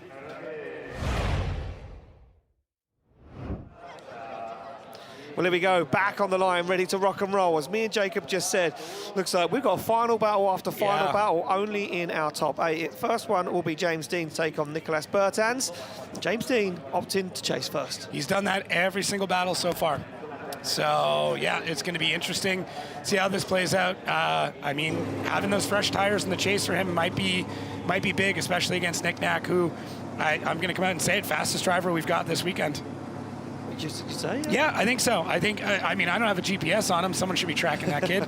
But I don't know if anybody else. Now, the team at HGK are not going to give you the info. No. Oh gosh, no. That's top secret. No, they will stare at me. There we go. James Dean looks cool, calm and collected as always, comfortable in that Ford Mustang RTR, and the machine just to readjust the suit one more time, test the steering, gets himself ready to rock and roll as he stares down the track, ready to chase down the young Latvian Nicolas Bertans. Seen each other in competition before, but normally for the crown of King of Riga. Yeah, but now Bertans, he's doing a full season, and I think it's one of the best additions that we've made this year. He's so incredibly talented, and as we can see here, he's able to pick up speed that no one else can find. He certainly has. Well, they get the green light to go. Dean grimaces as he comes off the line and slams that Mustang through the gears to chase down Nicolas Bertans. And look at that, Dean on the back bumper. He knows he can't let the Latvian get away. As Bertans puts into outside zone 3, a quick transition. Dean finds himself on the inside. Bertans on an absolute flyer of a lead line. Dean has to drop down onto the inside. Shortcut a little bit of the circuit there for Bertans as he dials on the angle, misses the inner zone and fires it across the line. Wondering if the speed is just a bit too much for Bertans now, because there's quite a few zones there that he was just not able to get the car into. And it's one thing, it might get you up to this point, it might win you a couple of battles, but against a James Dean, I don't know if that's going to be the case. So it's going to be interesting. James did look like he struggled a little bit with the pace, which, I mean, rightfully so, but look here, Bertans just touching that zone. The judges want you completely in it. And even when we get out to 4, I mean, he does a pretty good job going through it, but he's struggling to keep that car up there. And then look at, as we come out of 5, he's nowhere. No, this is that inner zone, shallow on out of zone 6, and you can see it plain as day here. As we always say, the drone never lies. Look at this, he goes so wide, misses inner 5, barely touches out of 6, and then he misses inner 8 as well. So a lot of mistakes creeping into that lead line from Bertans. Yeah, and I think now for James, like, it's just go down and lay down a perfect lead run. And that way it's undeniable that the lead versus lead goes towards James, because his chase is quite good. Like, James did a really good job. He's within the fight the whole time. At no point did he really get gapped. Look at this. The way James is able to fall back into the pocket is unnatural. It's so weird how he can predict where the line is going to be and then find himself in the perfect spot. Perfect spot, yeah. And then we go back on the line. Dean now to lead out Nicolas Bertans for a spot in the final 4. Awaits for one of these drivers. The light goes green. He comes off the line and through the gears. Bertans won't let him move an inch though, and now big clutch kick from both drivers as they fire their car to angle. Bertans onto the door, almost a wobble though, as Bertans flirts with danger, tucking up on the inside of the Ford Mustang, goes for the door once again. Bertans flying with danger as he pushes James Dean around Spain. Makes a big dive down to that outside zone. Oh, front wheel to front wheel! Bertans locked in motion! Oh, man. Wow! I love that he put himself in the wrong spot, right? A lead driver should never be dooring the chase driver, but I love that neither one of them backed down, right? Bertans did not back off. You can even see James like, what just happened? What just happened there? Out of the gate, both of them really quick. James looking very relaxed through the gears, getting up, good transition, throws that car over. And he's holding it well. He's looking way far ahead to make sure he's in the right spot. Bertans is all over him, though. He is almost superseding. This is like, kind of reminds me of how James chased back in the day. Yeah. When he used to like almost supersede. Yeah. Yeah, he doesn't do that quite as much anymore, but Bertans is doing exactly that. Look, he is all over him. Unfortunately for Nick Knack, James has got a perfect lead run here. Yeah. So he's got him beat there. The aggression level is insane from the young Latvian. Look at how far inside he is, and he just stays. I mean, he's got nowhere else to go. This is the problem. It's like he can't fall back at that point because he's going to clash wheels. Great transition, though. Flexes the back end. He falls in the front, and he's like, well, I can't move because my wheel is in front of James's wheel. He's on the left foot brake, and then James is actually dooring Nick Knack from... Sorry. Wow. It's so silly, it's awesome. We're going to see it right here. This shot is going to be phenomenal. That's menacing. You're going to see what we mean about locked up, because the front wheel is going to shoot down in front of James Dean's front wheel. Yeah, he's there we go, look. So far in front of him already, and James is just trying to throw that angle to get back out to the zone, but Nick Nack's got nowhere to go. You can already see the front wheel stalling out from Bertans as they come back around. Unbelievable. Fun, very fun. Not technically correct, but a lot of fun, yeah. There we go, decisions in, left for Dean, right for Bertans. It's going to be James Dean. James Dean gets the win, advances through to the final four. And James Dean says, yeah, you're superseding me. You're in front of my front wheel, and you can't be there. That's not where you should be. You should be parked on the door, and unfortunately, Bertan's technically knocking himself out of the battle. Yeah, for sure. But once again, what else do you do at that point? You're in the wrong spot. You just more or less commit to it, right? Yeah. You just commit to the bit. Yeah. Oh, love it. Well, another interesting battle ready to leave the line, and a heavy hitting battle for sure. This one's going to be another highlight reel moment. Jack Shanahan to take on Peter Więcek. Więcek in that A92 JZ Power Toyota Supra sits on the line in the lead position. We did hear that Jack may have had a couple of issues. They pulled back in the pit, started draining some fluids to take a look. Not 100% sure exactly what it was. May have just been cautionary. Okay. Could be getting way too far ahead of myself here, but we'll have to see. Well, hopefully all is good in Jack Shanahan's car. Jack Shanahan, that 2 JZ Power Toyota GTA6, slams the door closed, thumbs up to Marcin, bangs the car into gear and starts to creep as the light goes green. Więcek to lead them out. The A90 Supra screams through the gears and flicks to initiation. Jack Shanahan mirrors the initiation as they go nice and wide to outside zone 3. Shanahan now looking to tuck up on the inside, and he does. Positions that car perfectly down the inside. Outside zone 4, back on throttle. Both guys firing through to outside zone 6. Good line through 8 and 9 and across the line. Well, if there was a problem with Jack's car, I'm not seeing it. It's looking good. Looks very good. Peter again, going out real far. Let's see. Yeah, look how far out he's going. I mean, it could just be, he's smart that way. Like, even if it's not overheating, it could just be like, take as much time as you can. You got 2 minutes to get back to the line. Jack is just so aggressive. Piotr's lead line is great. Transitions are good. Jack is just, Jack's being Jack. He's being aggressive. He's charging in. Great transitions. Tucks in when he can. It's exactly what we would expect from this battle. Yeah, Jack Shanahan doing a really good job behind. Felt like a few times he could have taken more of a risk in the chase position, could have positioned the GTA 6 down further on the inside, but so easy for me to say sat here in the comfort of the commentary booth. Probably not easy doing 160 kilometers an hour to park a car alongside another car like that. But yeah, I know what you're saying, though. Yeah, I feel like I feel like Jack held back. Yeah, maybe. Do you know what I mean? I feel like Jack was a little bit reserved there. Maybe there is an underlying issue with that car, but still done maybe enough to just swing something his way in the judge's opinion. But we'll see when we swap him around and the second half of the battle is done. Yeah, normally we kind of see him, especially against a really high-level opponent like a Piotr Więcek. Yeah, take a risk. Yeah, he's normally just all over their door. So I'm not sure. Maybe he's got something in the lead. Could be he was holding back because he's got a bunch of pace in the car, but Piotr's car is very, very quick, so we'll have to see. There we go, light goes green, Shanahan to lead, Więcek to give chase as he fires through the gears. Więcek super focused, big flick to angle from Shanahan as Więcek now puts that Supra down on the inside. Oh, Shanahan's car stops dead on track. I thought I saw something fly out the back. I'm hoping it's just rubber. I'm not seeing any fluids or anything else come out after that, but yeah, I'm thinking it's just where he went off. There was just the bits of rubber sitting out there. Yeah. He's not pulling off the track. Usually if there's like an engine issue, they'll pull off the track. So I'm wondering if it's gearbox then. Oh man, that sucks. Yeah, I'm sure we'll get some clarification of what exactly is going on with Jack Shanahan down there. And Patrick not happy. No, family members not happy. Nice initiation from Shanahan. We'll take a look at the car and see if it does anything strange. We're looking at the side. You can see a little bit of smoke wisping from the front wheel, but that might just be... It's like it came out of gear. It goes to transition, you come off, and then when he goes to put it back down, it's just free revving. There, yeah. Maybe you could hear it, but yeah, either way. Good job to Piotr to stay out of the nasty spot of that.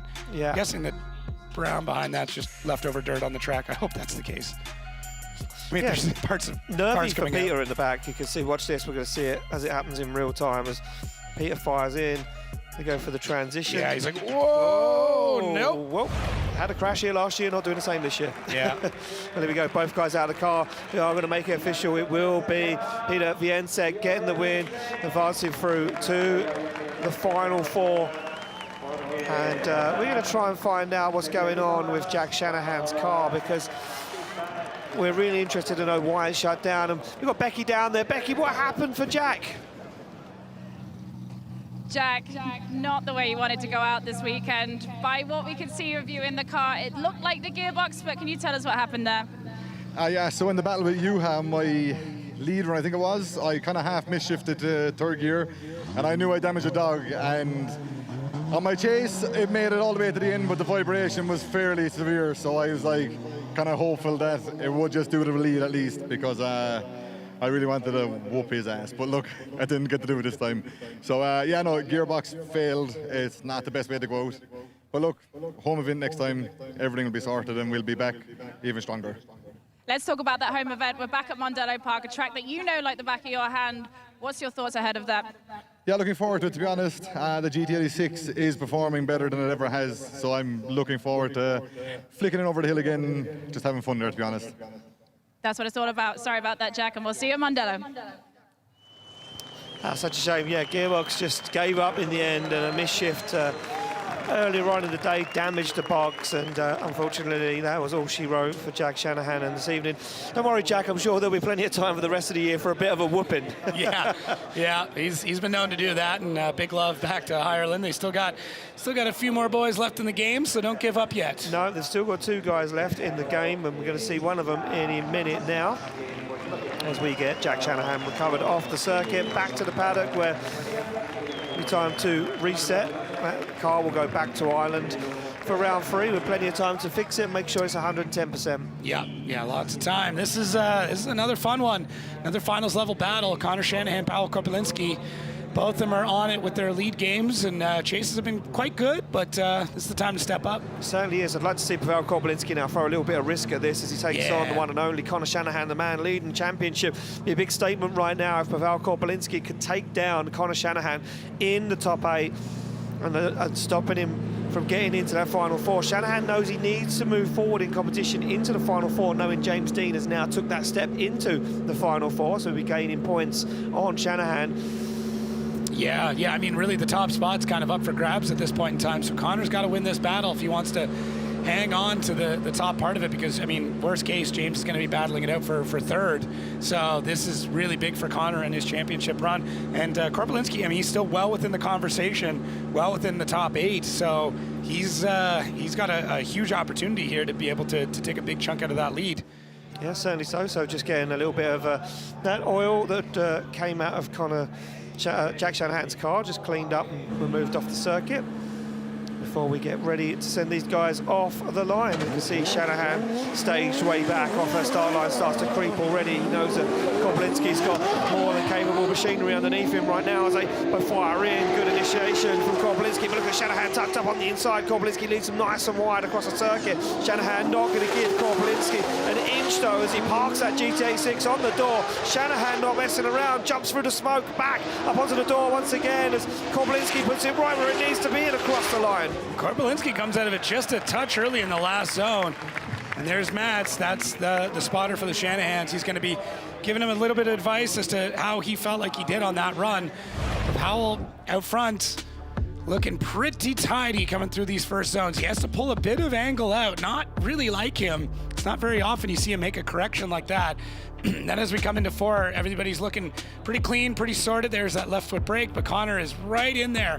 Maybe scrubbing a bit of tire on the side of that S chassis, but yeah, Connor's taking that slightly tighter line. He's keeping that proximity. Judges said it is a battle, proximity overall. So that's what they're looking for. They want you in the door. They want it to be a battle. Yeah. So, and listen, I'm a big fan of that type of judging. Very easy to understand as a viewer.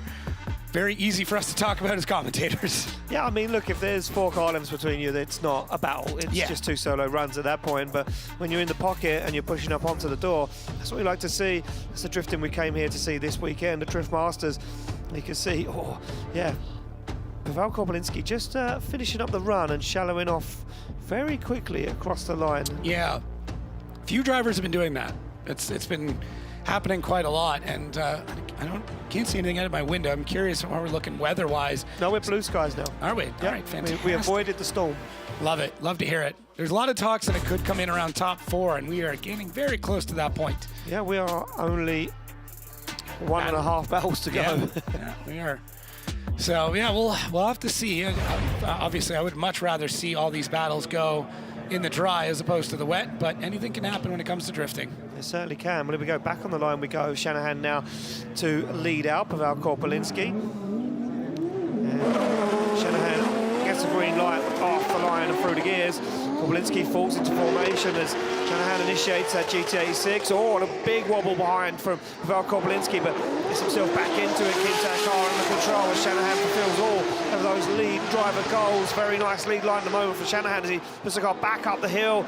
Korpelinski tucks up on the inside now, rubs up onto the door and across the line. There's the aggression for Korpelinski we wanted. That is the last step for him to unlock to really become a championship contender. And what a fantastic time to do it when you're against the points leader and the defending champ. It's a really, really solid run.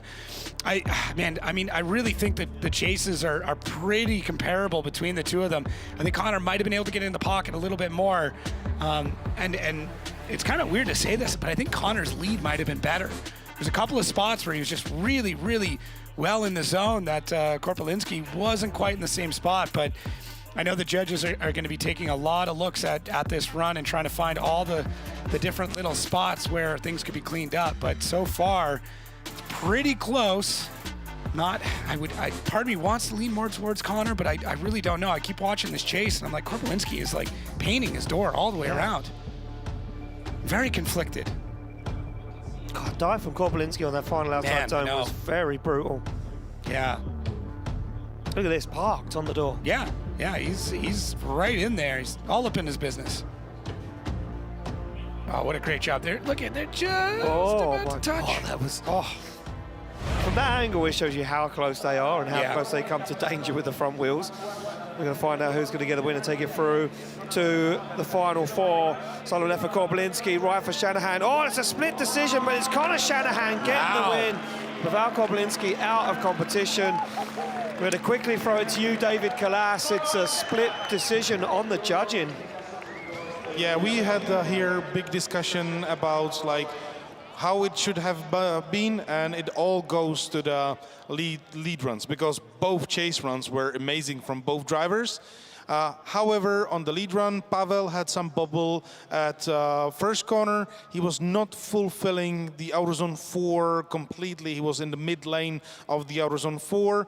However, from my perspective, when Connor was coming to the last corner, he was decelerating a bit longer than I would like. That's why I put it one more time. But still, the other judges thought that was not as big mistake as not fulfilling outer zone 4 correctly, and that's why they put it to Connor. There we go. Thank you very much, David, and cleared that one up. Split decision with the judges, and Becky's down there with the man that we like to call the surgeon, Pavel Korpelinski. Looks a little dejected down there, Becky. Absolutely, the shake of the head tells us everything. Pavel, this is not the way you wanted your weekend to go. Was there a part of that run that you feel that you could have done better? Yes, especially the first part of the track. I had a slight understeer on my chase, and I needed to fight back to be on the right path, and I did eventually, but I think that that was one of the mistakes. I could have attacked in the outer zone 4 a little earlier too, but otherwise it was 2 good and clean runs, so I'm overall happy. Of course, I would be more happy if I would have gone through, but it's been amazing. I felt much better at this track than last year, so I'm happy anyways, and Spanish fans and supporters are great, so thank you guys. Gracias, España. Thank you so much, Pavel, and we'll see you in Ireland. I mean, look, he explained himself. He knows he made a mistake in the lead position. A little wobble coming in. He caught understeer. Yeah, happens to the best of them. We're back on the line with another battle, the final battle in our top 8. Mika Keski-Korpi take on Nasser Al-Habali. One that I'm very excited to see because we've never seen these two drivers this far in competition, and two drivers that have never faced off against each other. Yeah, I feel bad that one of them is not going to continue on because I'm kind of rooting for both at this point. I'm like, let's go, guys. Hey, you got to be neutral, right? Well, do we? Do we? I'm by excited for both. I'm being neutral. They cancel each other out. Simple math. Simple math, yeah. Well, look, both these guys deserve to go through to the Final Four, but unfortunately can only be one of them to take on Connor Shanahan in that Final Four for a spot in the final. What's it going to be, though? Both guys driving super aggressive and consistent. Mika Keski-Korpi will lead out Nasser Al-Habali as the light goes green. They fire through the gears. The BMW F22 Eurofighter flicks to an angle. Nasser Al-Habali stays with him, gives him a little bit of room to manoeuvre, but Nasser Al-Habali makes that deadly move down on the outside. Oh, tags aside with Mika Keski-Korpi, but both guys stay in it as Keski-Korpi now flicks that car across the circuit. Nasser once again, brave dive, wow, up onto his door, robbing the door as Mika Keski-Korpi drags him across the line. Nasser could have bailed out at that point. Whoa. Mika's like, what just happened? What was that? He's so animated, I love it. Mika just got an absolute bullying. Oh, he doesn't look too happy about that, though. I think he's trying to make sure the car is straight. So letting off the wheel, making sure the alignment's good. Nasser just in there. That's a solid boop, if you will, coming through 4. Nasser just being so aggressive. Look at this. He tried. He was trying to slow it down.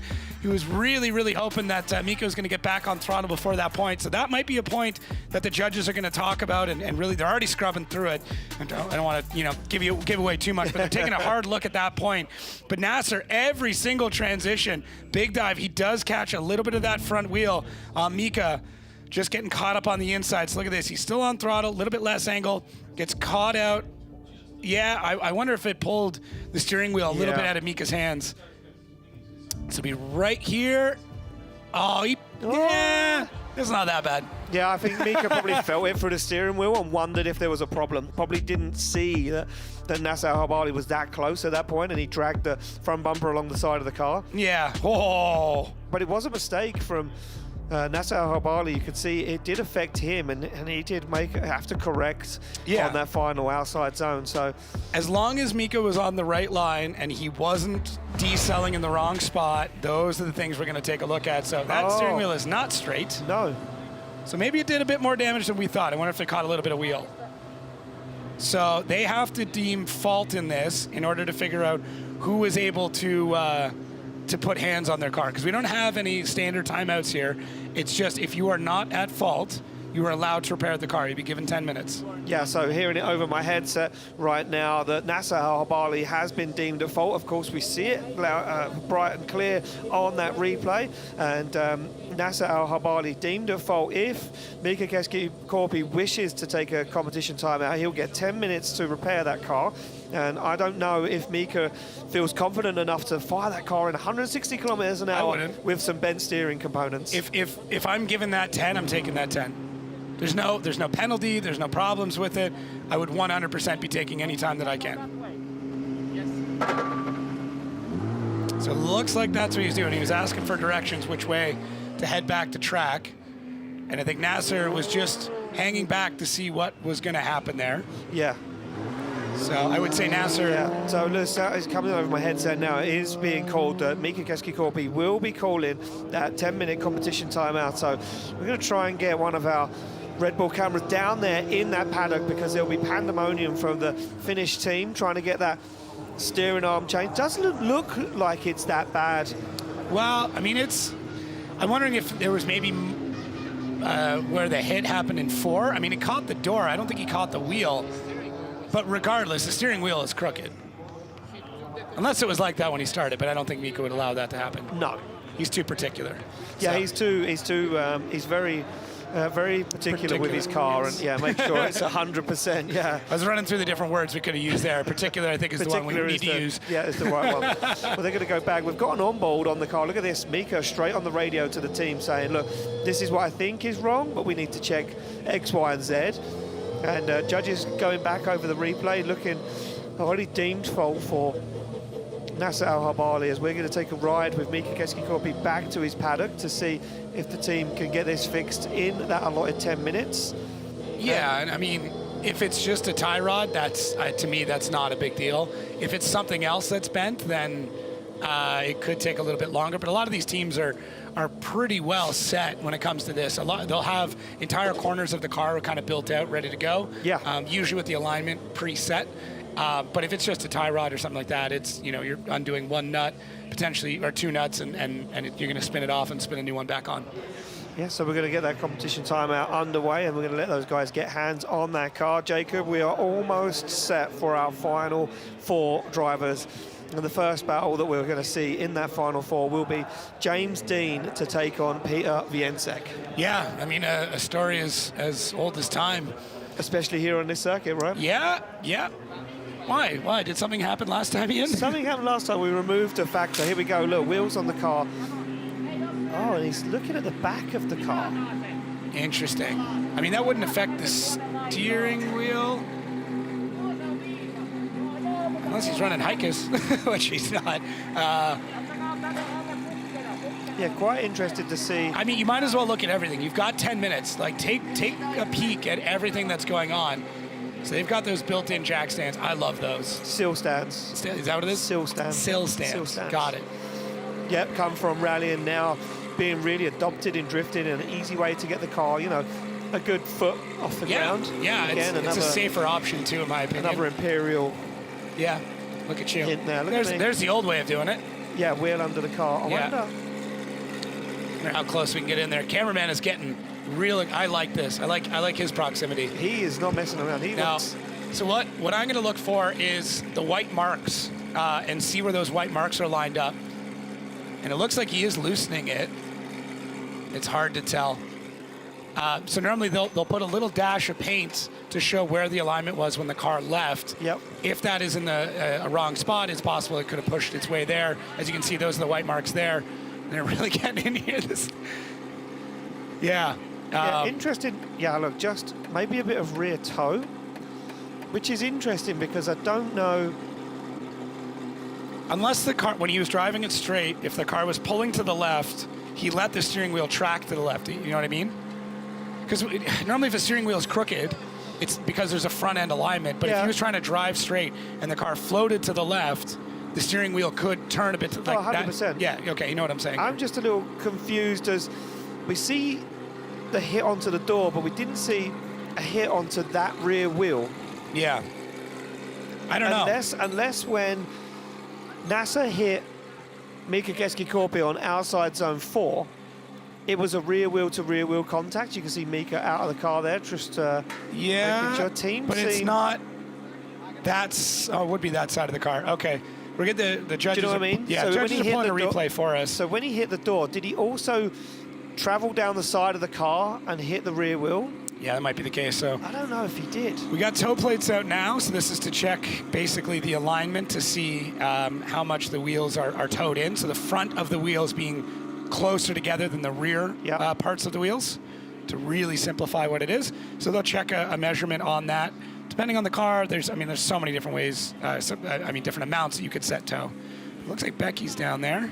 Yeah, Becky's down there with Mika Keski-Korpi working, having a chat. Mika back, helmet back on, hands device clipped back in again, and looks like Mika's ready to get back into the car. He gives Becky a thumbs up. That's I'm good to go. She's getting. He's like, he's still got time though. Yeah, I'm confused. I would like the show to go for sure, but if I have 6 more minutes, I'm going to take every second of it. We'll take a look back at the replay. Now, was there a rear wheel?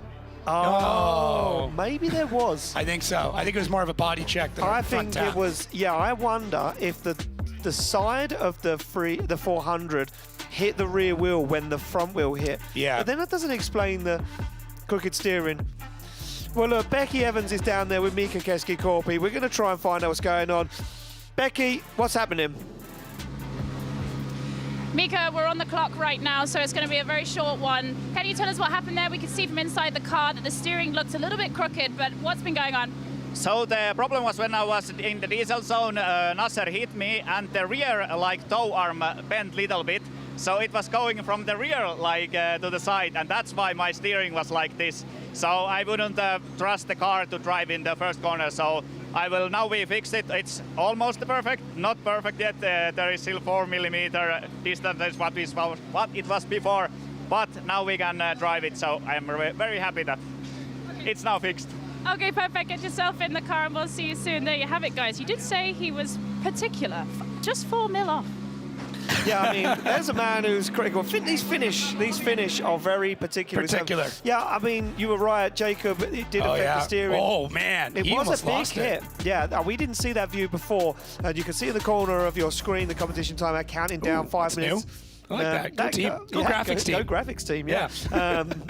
Yeah, you can see it fully compressed, that the wheel closest to the camera there of how big of a hit it was. No stress down there though. They've got it within 4mm, and you know, most of these cars running around 10mm of toe in on the rear of those cars, which is super aggressive, and it's all about getting the drive out of a corner with the wheel spinning. So. Yeah. I mean, it's interesting. I mean, it's aggressive. There's other series where they run significantly more, but different tire rules there. So, exactly. But yeah, for this, I mean, yeah, 4 might be enough for him to feel. So that car crab walking, as we call it, where the rear end is kind of traveling in a bit more of a bit different direction than the front wheels are.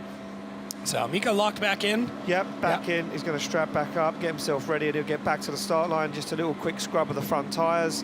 You don't want to do too much warming on the rear tyres, that's for sure, because there's a second half of the battle to go. But rightly so, took that competition time out and left Nasser sweating on the start line. That's another part of this as well, is that Nasser now is kind of got to get his head straight, because he knows he's going to be at a bit of a deficit.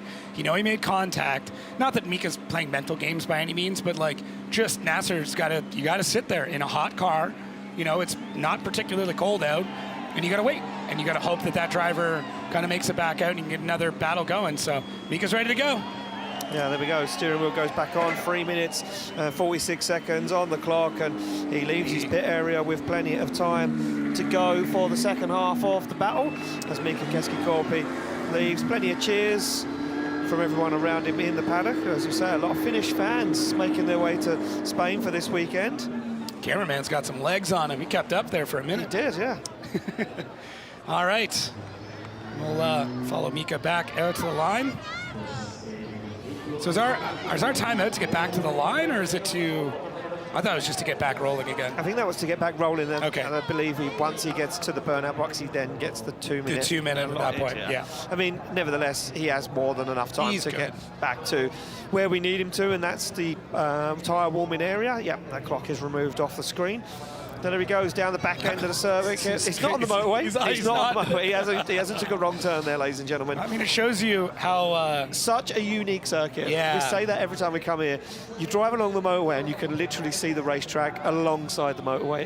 It's crazy. The ex-Formula One track designed by the same designer as Suzuka circuit. Yeah. So, I mean, imagine Formula One cars buzzing around this circuit while you drove down the motorway. Yeah, Formula E was here not that long ago. Yep. Found a track record in Formula E set by Nick de Vries. We had some fun researching all this.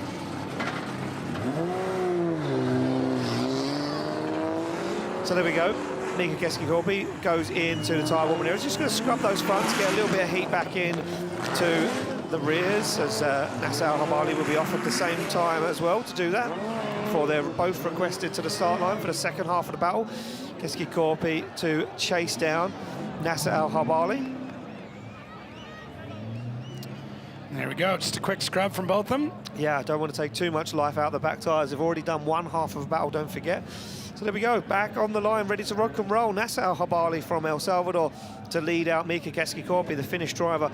Getting that car absolutely perfect within 4mm. And there we go, steering wheel straight this there time. we go. We're good. It's a little to the left, it'll be fine. Yeah, it'll be fine. Here we go. Light goes green and now good to go. Keskikorpi to chase down Nasser Al-Habali as they fire through the gears. Nasser Al-Habali flicks a carbon Kevlar 400Z to angle. Mika Keskikorpi knows he doesn't have to do too much in this battle, just needs to be in the question. As Nasser goes a little wide, drops a wheel onto the curb.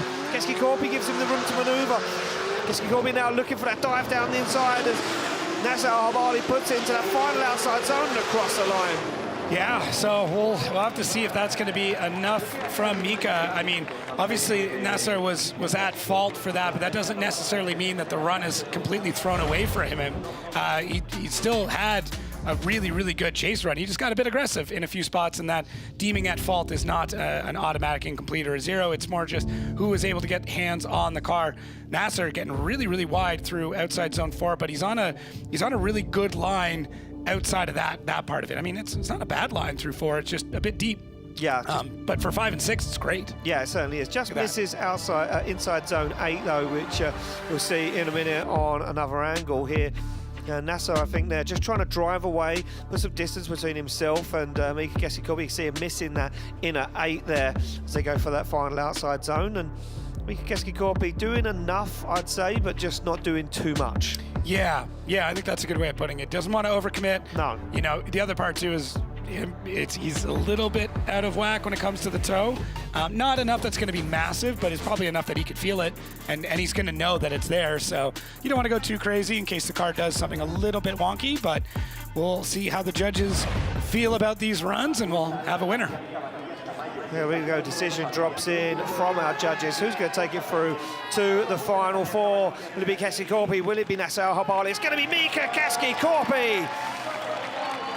Gets himself into the final 4. What a drive from Nasser Al-Habali, though. That man, definitely someone to keep your eyes on in 2026, because he is really come back to Drift Masters with a vengeance. Yeah, it's so great to see, and I mean, it's only going to be up from here for Nasser Al-Habali. And for Mika Keskikopi, it is on to the final 4 against a Connor Shanahan. Yeah, he's got a really on-form Connor Shanahan's car. I'm going to say right now, Mika Keskikopi is certainly on form. Well, here we go. Let's take a look at the heat tree. This is how things are playing out. These are the next 2 battles coming up. James Dean to take on Peter Wiensek. Mika Keskikopi to take on Connor Shanahan. One of those guys will head to the final. One of those guys, or 2 of those guys head to the final. 2 of those guys will head to the playoff, where a 3rd step on the podium awaits one of these drivers. 2 of them will be taking home 1st or 2nd step on the podium. Jacob, seems like we've been whipping through this top 16. Oh, why would you say that? Why would you say that? It's the announcer's curse right there. These drivers are the best of the best, and talking about best of the best, it's time for the final 4.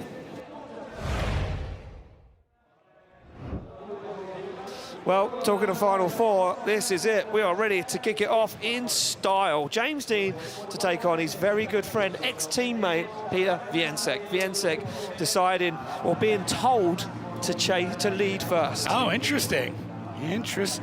So well, James keeping that chase spot. Keeping that chase in tow, opting to chase first throughout today's competition. Your first place qualifier sits on the line in the chase position, asking Wiensek to lead them out for the first run of this final 4 battle. Winner of this will go through to the final. Who's it going to be? The light goes green. James Dean, that Ford Mustang RTR screams through the gears. The 2JZ A90 Supra flicks to angle. Dean down up on the inside though as they fire to outside zone 3. Good angle, good proximity, good transition from both of these guys. They get into outside zone 4, no messing around. And a fair game, but Dean fires it through as Wiensek goes wide, now cleans it up as Wiensek misses that inside zone, and Dean's on the door. And Wiensek's car is right on the ragged edge of what is possible right now. Like, I think they've dialed in as much grip as possible with that Supra. Possible. Yeah, because it's not that it's like struggling. You could just tell that like he's got a clutch kick it to keep it going. He's doing everything he can to get through on these runs. He's still got great line all the way through, but it is straining, and I feel for that engine.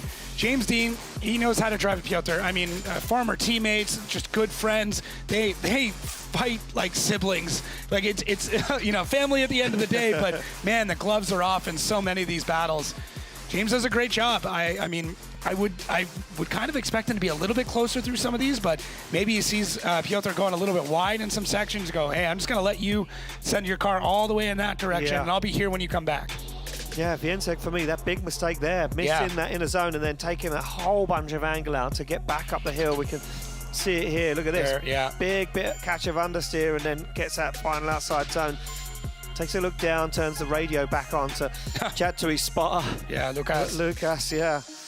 Yeah, Piotr way out in that zone. I saw that he went wide. I didn't realize quite how far out he went there, so that might be a big sticking point when it comes to the judges. Yeah, he was almost dropping a wheel over the edge of that curb, and if we remember rightly, go back a few battles, that's what took Oliver Randalou out against Viensek. Yeah, Peter pretty far back, too, on the run-up. Yeah, knows James Dean's Mustang has got plenty of legs in it. As they get the green light, they are off and through the gears as Dean fires that car to angle. Smoke from the tyres already as Dean starts to pull away from Viensek. Viensek up on the inside, looking for a chance to dive on the door of the Ford Mustang. As now Viensek tucks in into formation. Look at that, buried onto the door is Viensek. The lead line is beautiful from James Dean as he puts it to the final outside zones. Dean with an absolute blinder. Viensek pushes him across the line. Oh, Piotr's chase, though, man. Holy cow. Wow. Just all over it. All over, and there is Piotr Spotter Lucas. I mean, an incredible mind when it comes to drifting, and also an incredible driver himself. The two spotters side by side there. Oh, yeah. Mikey Shea and James's spotter there, just leaning over the barrier on the radio to James. Oh, wow, look at that. Yeah. Quick little touch there from Piotr. James is on an incredible lead line again. He really loves just using a touch of curb to get the car to come around. Does it? He's done it every single time in 4. Yeah. But look at Piotr's. Oh, man, just there. He's there. Just touching the door. Great transitions, tucks back, good dive in, gets on throttle. You can see it here, slamming that gear as he comes back around. Very, very focused. I love that he's got a fresh air return in it, but he's still got his visor open. He's like, no, I want to see everything. Yeah, very interested. I mean, look, this is going to go down to lead, chase to chase. And I wonder if the proximity from Peter outweighs the scrappy lead run from Peter. Yeah, that's a good question. I mean, you could also say James's lead, although maybe not with proximity, in chase, his lead was incredible. Yeah, there you go. That's how they are in real life. They are in real life. Yeah. No, that's not for the cameras. So here we go. Decisions in. Left for Viensek, right for Dean. It's going to be a one more time, but a split decision. Erasmo Rios. He's got his eye. He looks at me with his eyes wide open. He's like, I see it all. I see it all. All right. Well, we're going to see him again, Jacob. And I'm going to say this is because lack of proximity, scrappy lead. David Kalas is going, you know what you're talking about. Wow. They're all looking at me with a thumbs up. Hey, I'm learning. I know. Me and you are learning as we go along. Day by day. First day on the job. Yeah. Over 10 years apiece within drifting.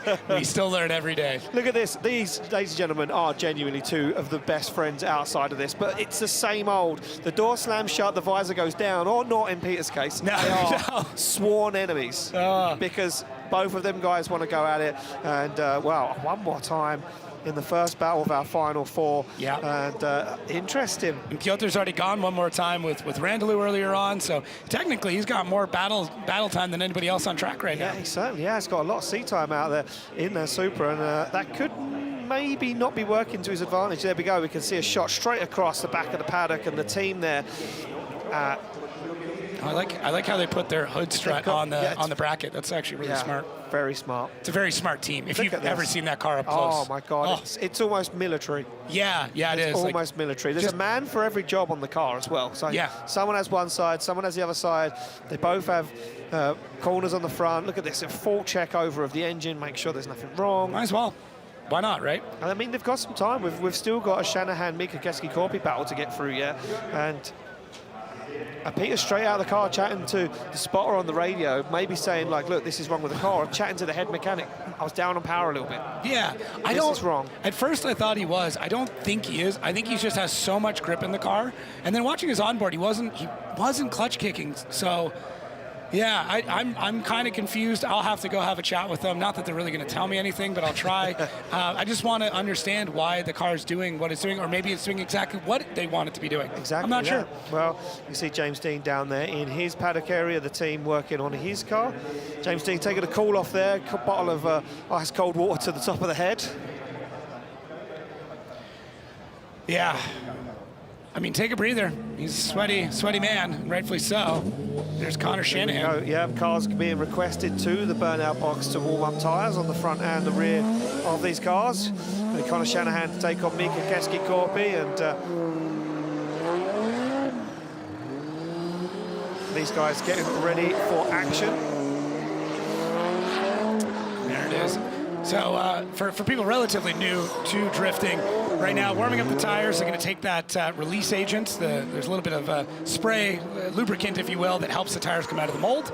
So they're going to make sure that gets all scrubbed off. Once that comes off, these tires become very, very sticky. Yes. The other fun part is every driver kind of has their own ritual when it comes to tire warm-ups. They've all got their own way of doing it. Yep. They all do the same thing.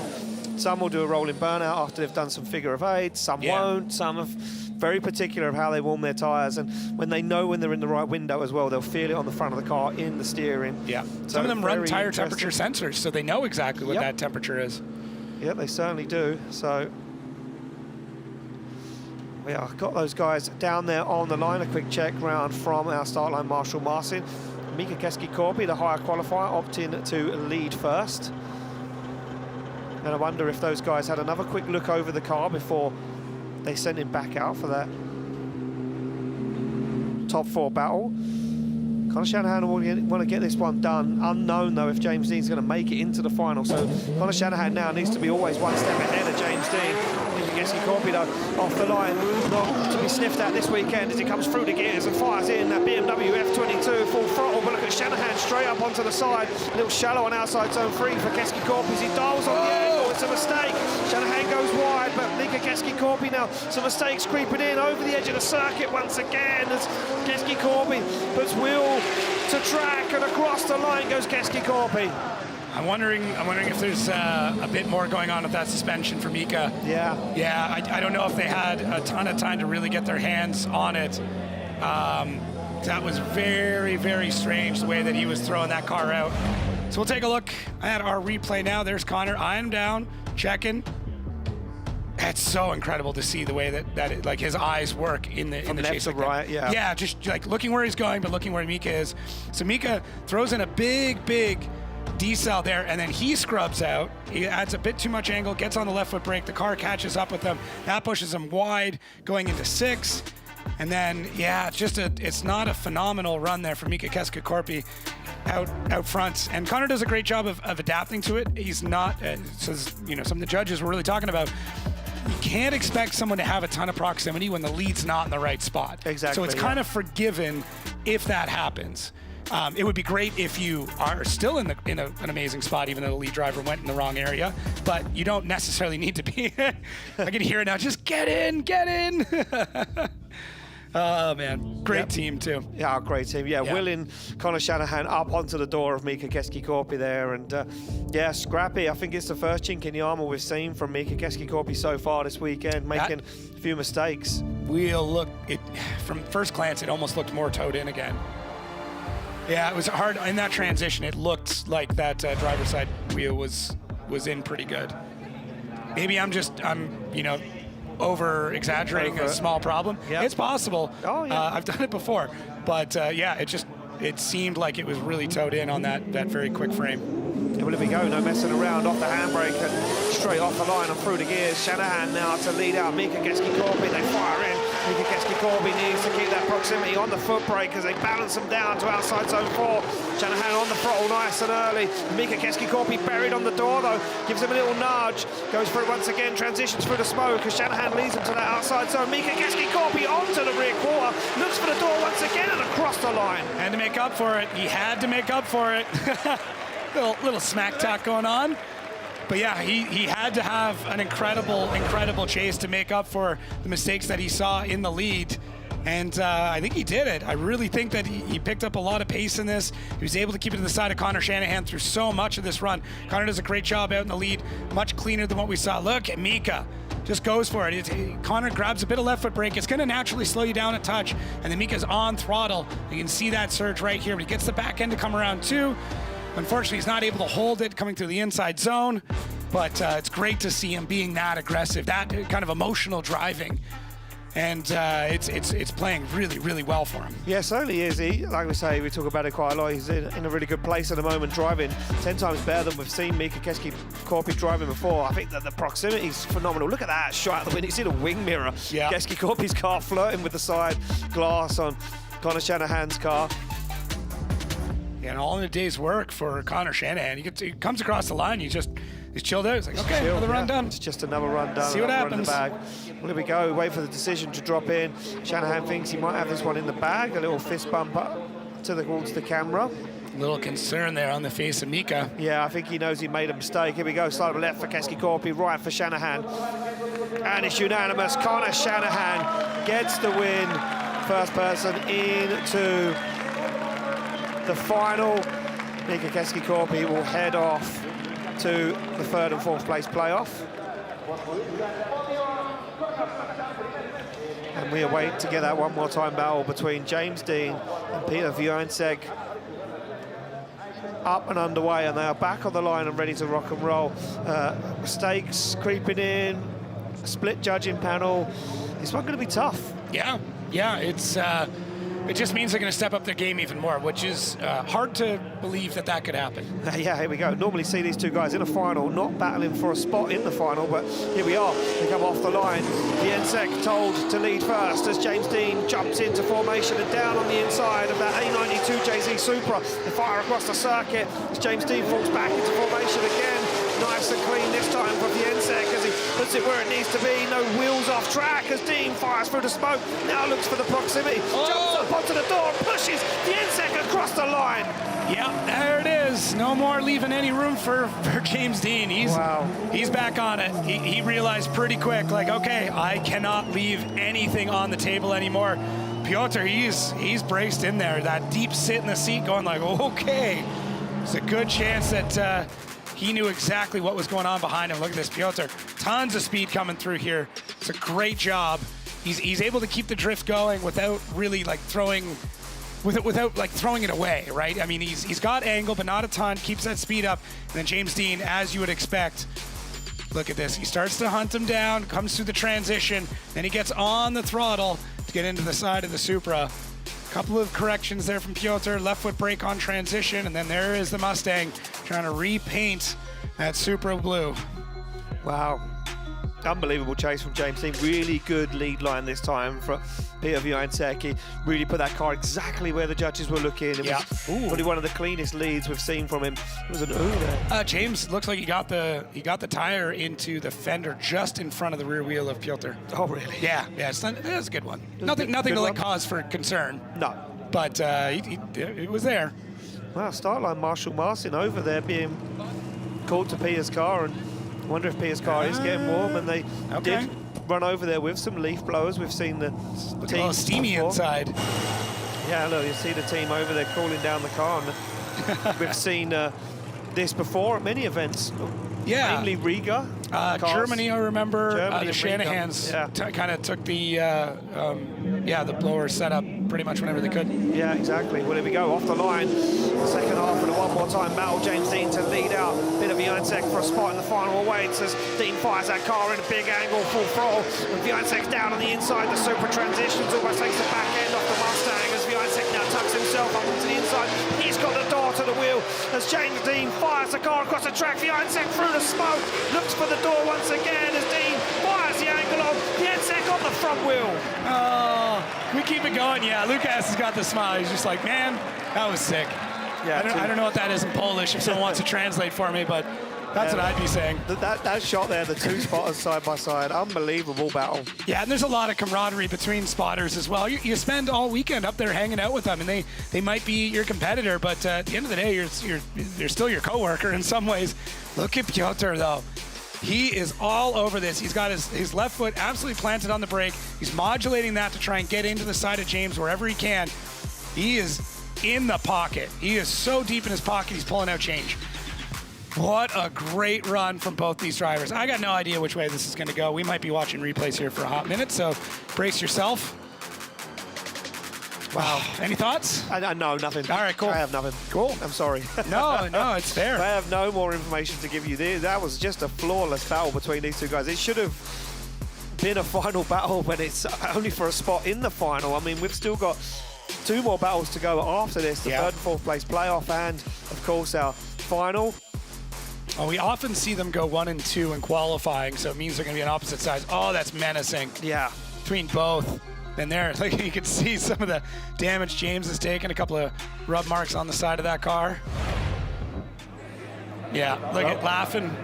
they drive like it's party cars. Yeah, oh yeah, for sure. Yeah, well, they're out of the car, decisions in. Who's going to take it to the final? Side of left for Wiensek, right for Dean. It's going to be Peter Wiensek!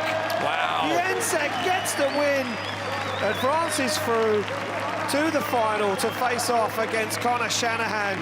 James Dean will take on Mika Keskikorpi for the third step on the podium.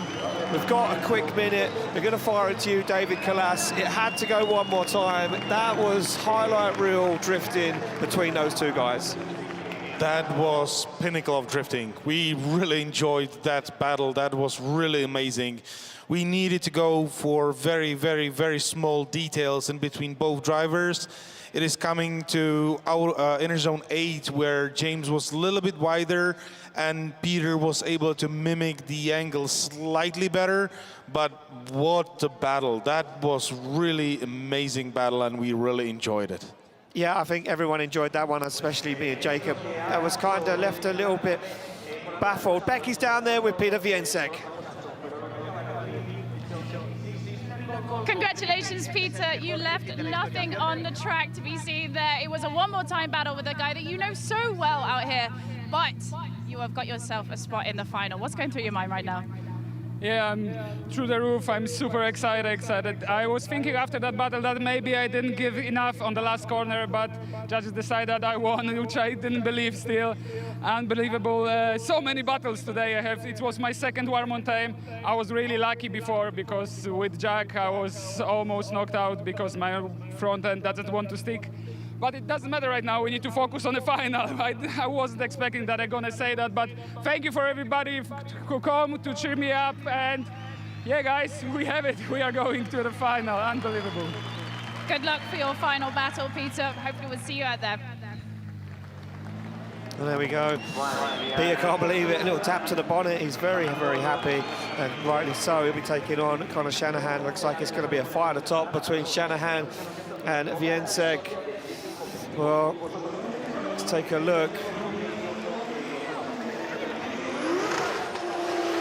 Yeah, and this is that's going to be the bye run against Marco Zaccarel, who unfortunately popped an engine earlier on, so he wasn't able to make it out into that battle.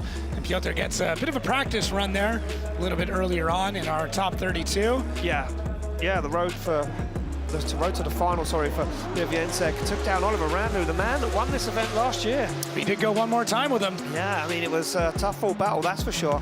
Yeah, not an easy battle for him by any means, because Oliver Randlew was on an absolute heater all weekend. And Piotr, after going through a second set of battles, was finally able to just edge out a very, very aggressive Oliver Randlew, which means he went on and faced the other Shanahan brother and took him to the top 8, where basically Jack unfortunately went out with a broken gearbox, and that is going to hand Piotr the win there. I mean, not how he would have liked to have won that battle by any means, but Jack able to get off track after a bit of a tow, and Piotr gets to move on to that final 4, where he then faced James Dean, that also went one more time. So Piotr, I mean, getting a little bit of luck, but also having to work for it pretty heavily. I was just going to say, I mean, yeah, you can take the bye runs and the mechanical failure from the Shanahans to help him get into it. But Peter's still being pushed and tested every single time. Yeah, he's working. He's absolutely working. He looked a little bit surprised on the win there against James Dean, but ultimately he did get the vote and is moving on to the finals against a very aggressive Connor Shanahan. He certainly is, and we're going to take a look at the road to the final for Connor Shanahan as well. It wasn't an easy run, didn't get any luck really in top 32 or top 16. It was take down Diogo Correa in the first battle of top 32, which seemed to go fairly easy. I think Diogo Correa was caught out a little bit, a bit outpaced. Yeah, a little bit, but I know Connor and his team both said, or Connor and the whole team said, well, we got to clean it up a little bit. We didn't, we won, but we want to win a little bit more decisively. And then he went up against his fellow countryman, that of Alan Hines, and Alan unfortunately couldn't quite hang with some of the speed and angle that Connor is able to put down on his runs. Alan put up a great battle, and I expect to see great things from him as well. But it's going to be Connor who ended up moving on in that all-Irish battle. Yeah, and then Conor Shanahan took on the one and only the surgeon, we like to call him, Pavel Korpelinski. Korpelinski, again, another driver that looking absolutely on form this weekend, one of our top 3 qualifiers. And Conor Shanahan really had to work to take down the Polishman, who didn't want to go down without a fight, really threw some aggression and some style at that battle, Jacob. Yeah, he really did. And Powell, I mean, this is the big thing that we've been talking about that he needed to do to start making his way through the championship, but unfortunately came a little bit too late. And Connor took the win on that one, which then ended up meaning Connor took on Mika Keski-Korpi, who was on form, but I'm feeling like may have had a little bit of suspension damage still. Yeah, I think it just really fell apart in the lead run as well. I think the pressure of the moment got to him a little bit, taking on Conor Shanahan in that battle for a spot in the final. Just got to him ever so slightly. And Mika Keski-Korpi in the chase, so really did hold his own, and Conor Shanahan didn't leave him hanging there for the high five. Never. He always comes back for the high five. Yeah, exactly. See? Whole fan base. Whole fan base. Yeah, and that's going to set up our finals. Piotr Vinsek and Conor Shanahan. What a final that is. It certainly is. Well, let's take a look at the heat tree. The first battle we'll see will be James Dean take on Mika Keski-Korpi for the third step on the podium. One of those guys will be on the podium. And just going to throw it out there, if James Dean's on the podium, we have an almost same podium as round one. Oh my gosh, in a different order. Yeah. And then the final battle will be Peter versus Connor.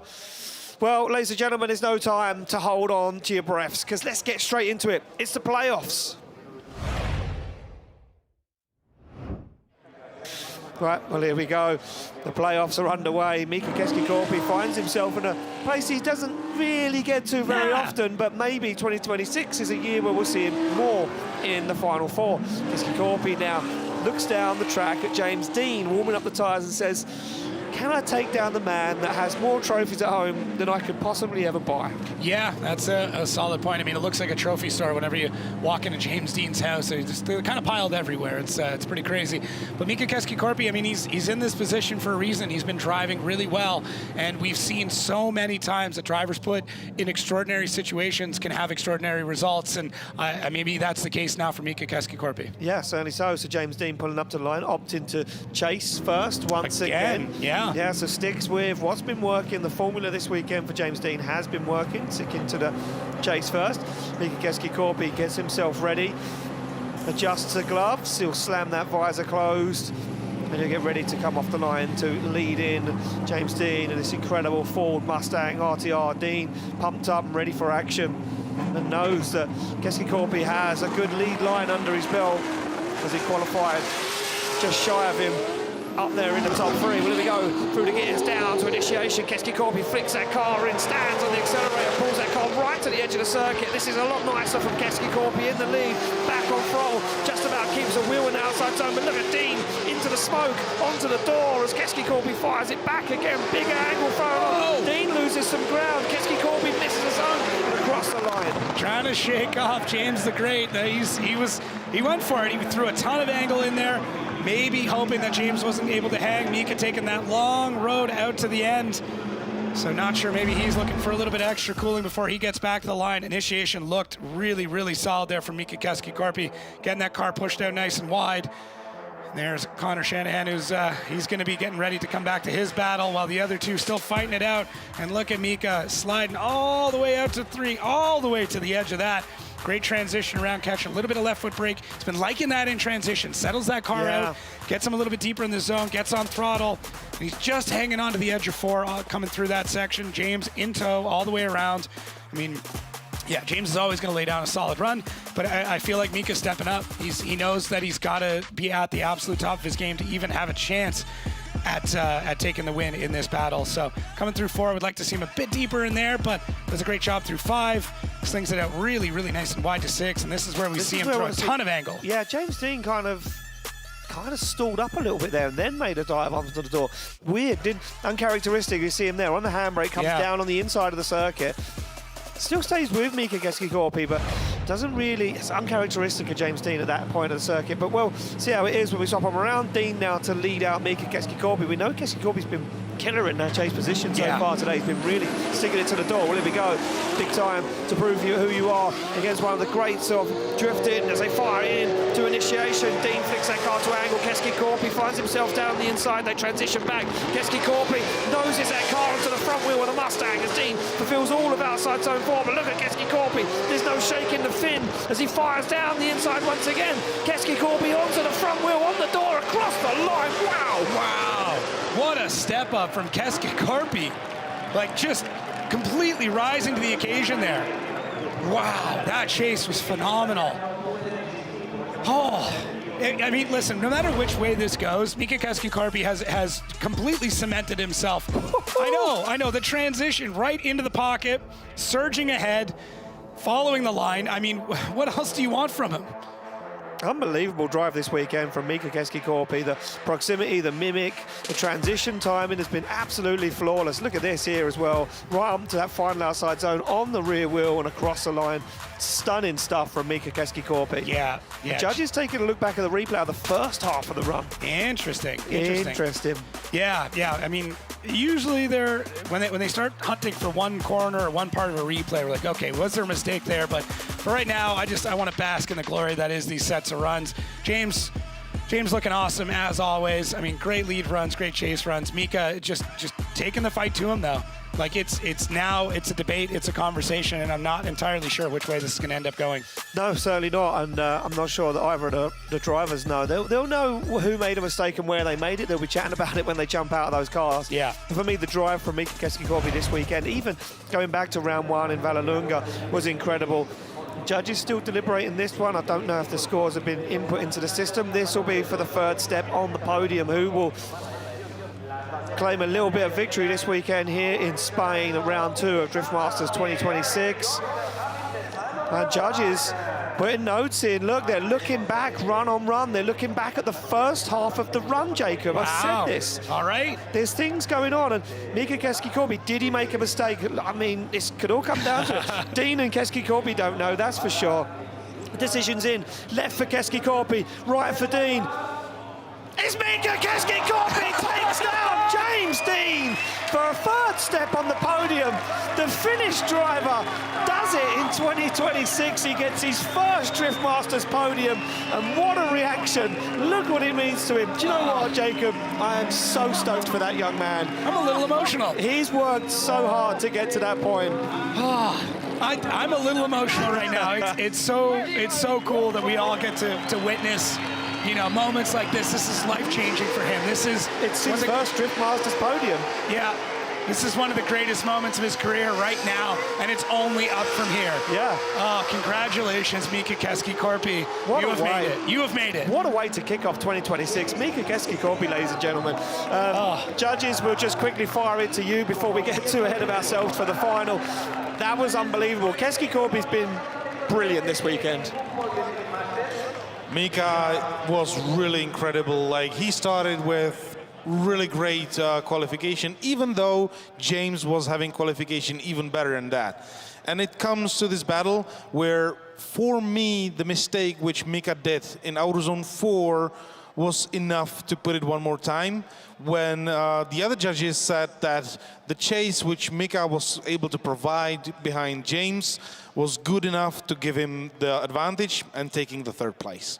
Thank you, David. Yeah, I mean, all right.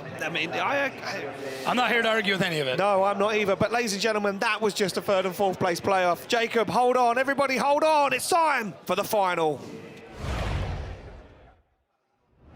Well, here we go. Time and time again, we see two names on the start line. And time again, we see them in the final on the start line. And this time, it's for the championship points once again. This is to hold on to it. Connor Shanahan sits on the line against his good friend, but sworn enemy on circuit, Peter Wiańczyk. Shanahan sits in that chase position. The higher qualifier decides to lead first. Shanahan's dialed in his zone, he's in the zone, he slams the car into gear, tests the handbrake one more time. The Polishman, Więcek, would love nothing more than to step on the top step of the podium here at round 2.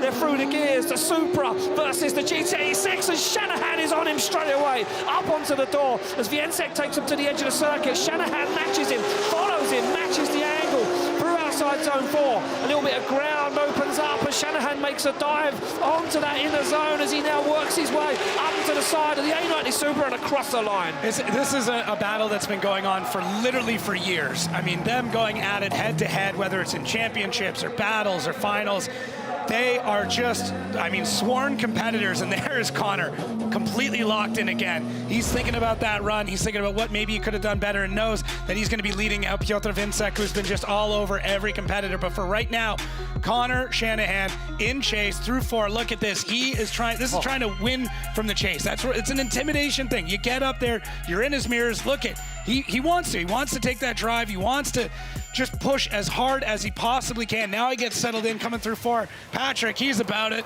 I get it. I mean, I was doing the exact same thing during that run. This dive in is so incredible from Connor, and he's able to keep his composure even though he over angles just a touch, waits for his moment to dive in through 7. And look at the speed as they come through that cambered section of track. And there's Connor all on the door once again of Piotr Więcek, who tries to outrun him in that last section. Holy cow. Unbelievable, absolutely unbelievable. Incredible battle, these two guys. I never get bored of seeing Peter versus Connor. No. Because time and time again, they always deliver an incredible show and put on such a masterclass of driving. As you say, a few mistakes creeping in there for Connor Shanahan. Outside zone 4, made a big dive, but couldn't really hold on to it. Had to back out and then adjust himself and get himself back into the fight. Peter, nice lead line though. No real big mistakes creeping in, and we send him back to the start line for the second half of the run. It's going to be Connor Shanahan to lead out Peter Więcek. The spot on the top step of the podium awaits one of these guys. Will it be Connor? Will he hold on to the championship? Will he keep the dream alive for back-to-back championships in 2026 as he comes through the gears and fires? And he's left. Więcek sleeping off the line. Left foot breaks it down into outside zone 4. Now Więcek starts to work away back into the pocket, onto the door, flexing the side of that GT86. As Shanahan flicks the car, the side skirt rips off. As Więcek pushes Shanahan, contact across the line. He was just grinding off the side of the car all the way around that track. I mean, is there going to be anything left of Connor's car? Because Piotr was determined to tear off every bit of body kit that he could get his wheels on. What an intense way to wrap up the second half of this battle and potentially this entire event. Connor Shanahan out front. He has to drag that left foot brake to get that car to come all the way up. Piotr catches up with him so well going into 4. Goes for that dive. Gets right inside and he holds it, and that is the first of many contacts that they're going to make coming around the track. Looks like he gets into him again on transition. Connor's side skirt decides to exit chat, and look at this. Coming through, Piotr is still there. Goes for the transition, he makes another dive, and we're going to see what this looks like from his perspective. I mean, you might be able to actually see bits of Connor's car coming flying through the window. He was that close. You can see the wheel where it's hitting the side of Connor's car there. Makes that adjustment. Look at this, though. Yeah. This is real aggressive from Peter. Absolutely battering the side of Connor's car. I want to see if it interrupted Connor. Did he hit the front wheel? Yeah, hard to say. I mean, he definitely hit lots of parts of it. Yeah, it did hit him, and it did make Connor correct. You can see it right here. Watch this as he comes through. He does hits him there. Two. He hits the rear wheel, and then it upsets the car a little bit. Connor does a good job of getting that back out, and look at the carnage. Yeah. Oh, that carbon Kevlar. Look at the seal on that car. Absolutely battered. Brand new rebuild for 2026. That car was fresh at round 1, but not anymore. Man, no, not at all. Yeah, well, there we go. Two Spotters laughing. Two spotters side by side awaiting the decision. Judges still deliberating this one, and these two guys laughing outside the car, and Peter saying, oh yeah, I battered you, you battered me. It was good fun. And all of the team await the decision. Who will get the win? Round 2 of Drift Masters 2026. Oh man. All of the media out on track awaiting the decision. I think we won. I think as fans, we're the winners yeah, here. we win every weekend. It doesn't matter if it's qualifying, top 32, or the final battle of an event. We win every single lap of the track, because what we're witnessing this year and most other years is some absolutely beautiful drifting from the best of the best. Well, the judges still deliberating it, still thinking about it. Yeah, and rightfully so. Let's take the time, make sure we get the right call. But, I mean, the tension grows between these two competitors. I don't think either of them know. No. There's no way. There's no way. I mean, Peter would know that he hit Connor quite substantially. I think Connor knows that too. Connor knows that as well, yeah. And I wonder if Peter feels that maybe he did a bit too much. When we go, decisions in, left for Wiensek, right for Shanahan. The winner is Peter Wiensek, a split decision. Wiensek gets the win at round 2 of Drift Masters 2026. Connor Shanahan will take second place. And look what it means to the Polishman as he stands on the car and cheers to the crowd. Unbelievable, pure aggression. Wow, this could be a big mix-up in points too. There's so much to talk about, but right now... Certainly is. Wow. Well, we're going to head it down trackside first. Becky Evans is down there with our winner, Peter Wiensek. Peter Wiensek, you did it. You are the winner of round 2 of the Drift Masters Championship. Can you tell us what's going through your mind right now? As I know, you never really know what to say in these situations. Let me gather my thoughts, you know, because so many things happened during all of those runs. I thought that I lost it against Connor because he accelerated so fast on a straight before the initiation. Yeah, a lot of driving today. But I'm so happy to win, especially here after what happened last year. Amazing, we are still in the game. Connor probably is still leading, but we are close chasing him. So let's move forward and keep it going to the round 3. But overall, yeah, I'm so happy. Thank you very much for everyone. The biggest thanks to my team who make the car work flawlessly through the whole weekend. And yeah, to everybody gathered here, to all the fans here, to all the fans in front of TV. I love you guys, thank you, and see you on the round 3. Woo! Absolutely, we'll see you in round 3. Congratulations, you're winner of round 2 of the Drift Masters Championship, Peter Wiensek. Well, there we go, Peter Wiensek getting the win here at round 2 of Drift Masters 2026. Connor Shanahan taking that second step on the podium.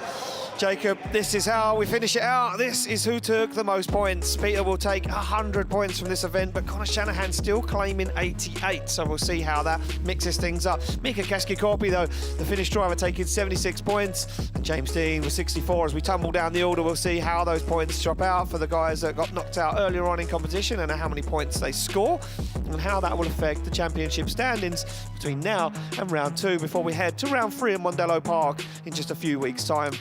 Yeah, I think this is going to be a big mix-up on how the season standings are, but either way, I mean, Piotr, from the beginning of the weekend to the end of the weekend, I mean, he has just been on incredible form, so very, very excited to see him take the top spot. Connor, incredible driver, to say the least, and Mika Keskikorpi. I mean, he may not have won the event, but he's definitely won over a lot of fans. He certainly has. Well, there we go. That's what it means to be the big celebration out on circuit when he heard the news that he won round 2 of Drift Masters 2026. And we'll hopefully see those championship standings drop up on our screen any moment now. And this is what the points are claimed for this event. Right, because of qualifying with it. I mean, Connor, didn't pick up anything in qualifying. Nothing in qualifying, only 88 for the second place. So that's how that works out. And you can see James Dean in there. And Keskikorpi, 82 points claimed. Yeah, and great weekend. And again, once we tumble down the order. So these aren't the championship standings. These are the points earned this weekend. Finishing position and qualifying. This is your championship standings. How close are we looking at the top? That's what we're all interested in seeing. Oh, wow. 9 points separating the Irishman and the Polishman. James Dean is still in the fire there, whereas Mika Keskikorpi climbed himself up to 5th place in the championship, knocks down Dwayne McKeever and Juha Ritten. Pavel Korpolinski still in the question, though. And the top 5 now all in the 100+ points. Jacob, what an event. What an event. Yeah, I mean, this has been amazing. Spain, I mean, just came out, they've showed up, the fans, everybody, the driving, the staff. It's just been an amazing weekend, and one I will not be forgetting anytime soon. No, we certainly won't be.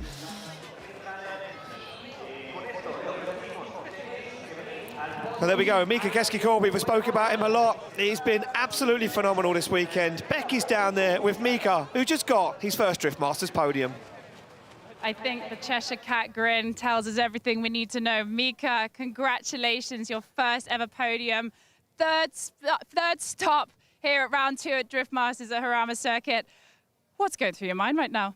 I don't know what's going there. I'm so super happy. Everything was just working for me. And yeah, this means so much for me because I have been driving quite many years Drift Masters, and we have been improving every year. And now we are finally there in top 4. So, this feels so amazing. You have such a huge amount of fans online that have been following your journey. It's going to be so good for you to go back and read all the comments and see how you've done them so proud back in Finland. Yeah, thank you for everyone who was supporting me. Eli kiitoksia kaikille. Aivan mahtavaa. Siis tää tunne jotain, se on mulle kylmät väreet koko ajan. Ihan mahtava. Exactly that. All I can say is kiitos and congratulations. Thank you. Look what it means to him. An emotional Mika Keski-Corby down there in the paddock. He still can't believe it. He's ready to head to the podium. And so are you, Jacob. You're going to head off to the podium to announce those winners. And we're going to take a look at a little bit of how it goes. There we go. Peter takes round 2 here in Spain. Up next, 13th and 14th of June, we'll be heading to the home of Irish motorsport, to the home of Irish drifting. We'll be in Kildare in Ireland at Mondello Park. And let's take a look at what Mondello Park has in store for us. Well, it's always action at Mondello Park. Frill spills and plenty of contact as this custom circuit absolutely throws down, where we have walls, a fast blind initiation, and a place where heroes are made.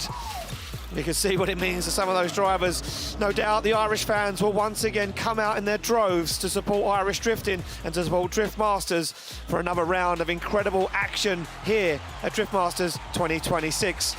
Well, from Becky, from Jacob, from me, from everybody at Drift Masters, thank you so much for joining us. We'll see you in a few weeks' time in Mondello Park. Goodbye.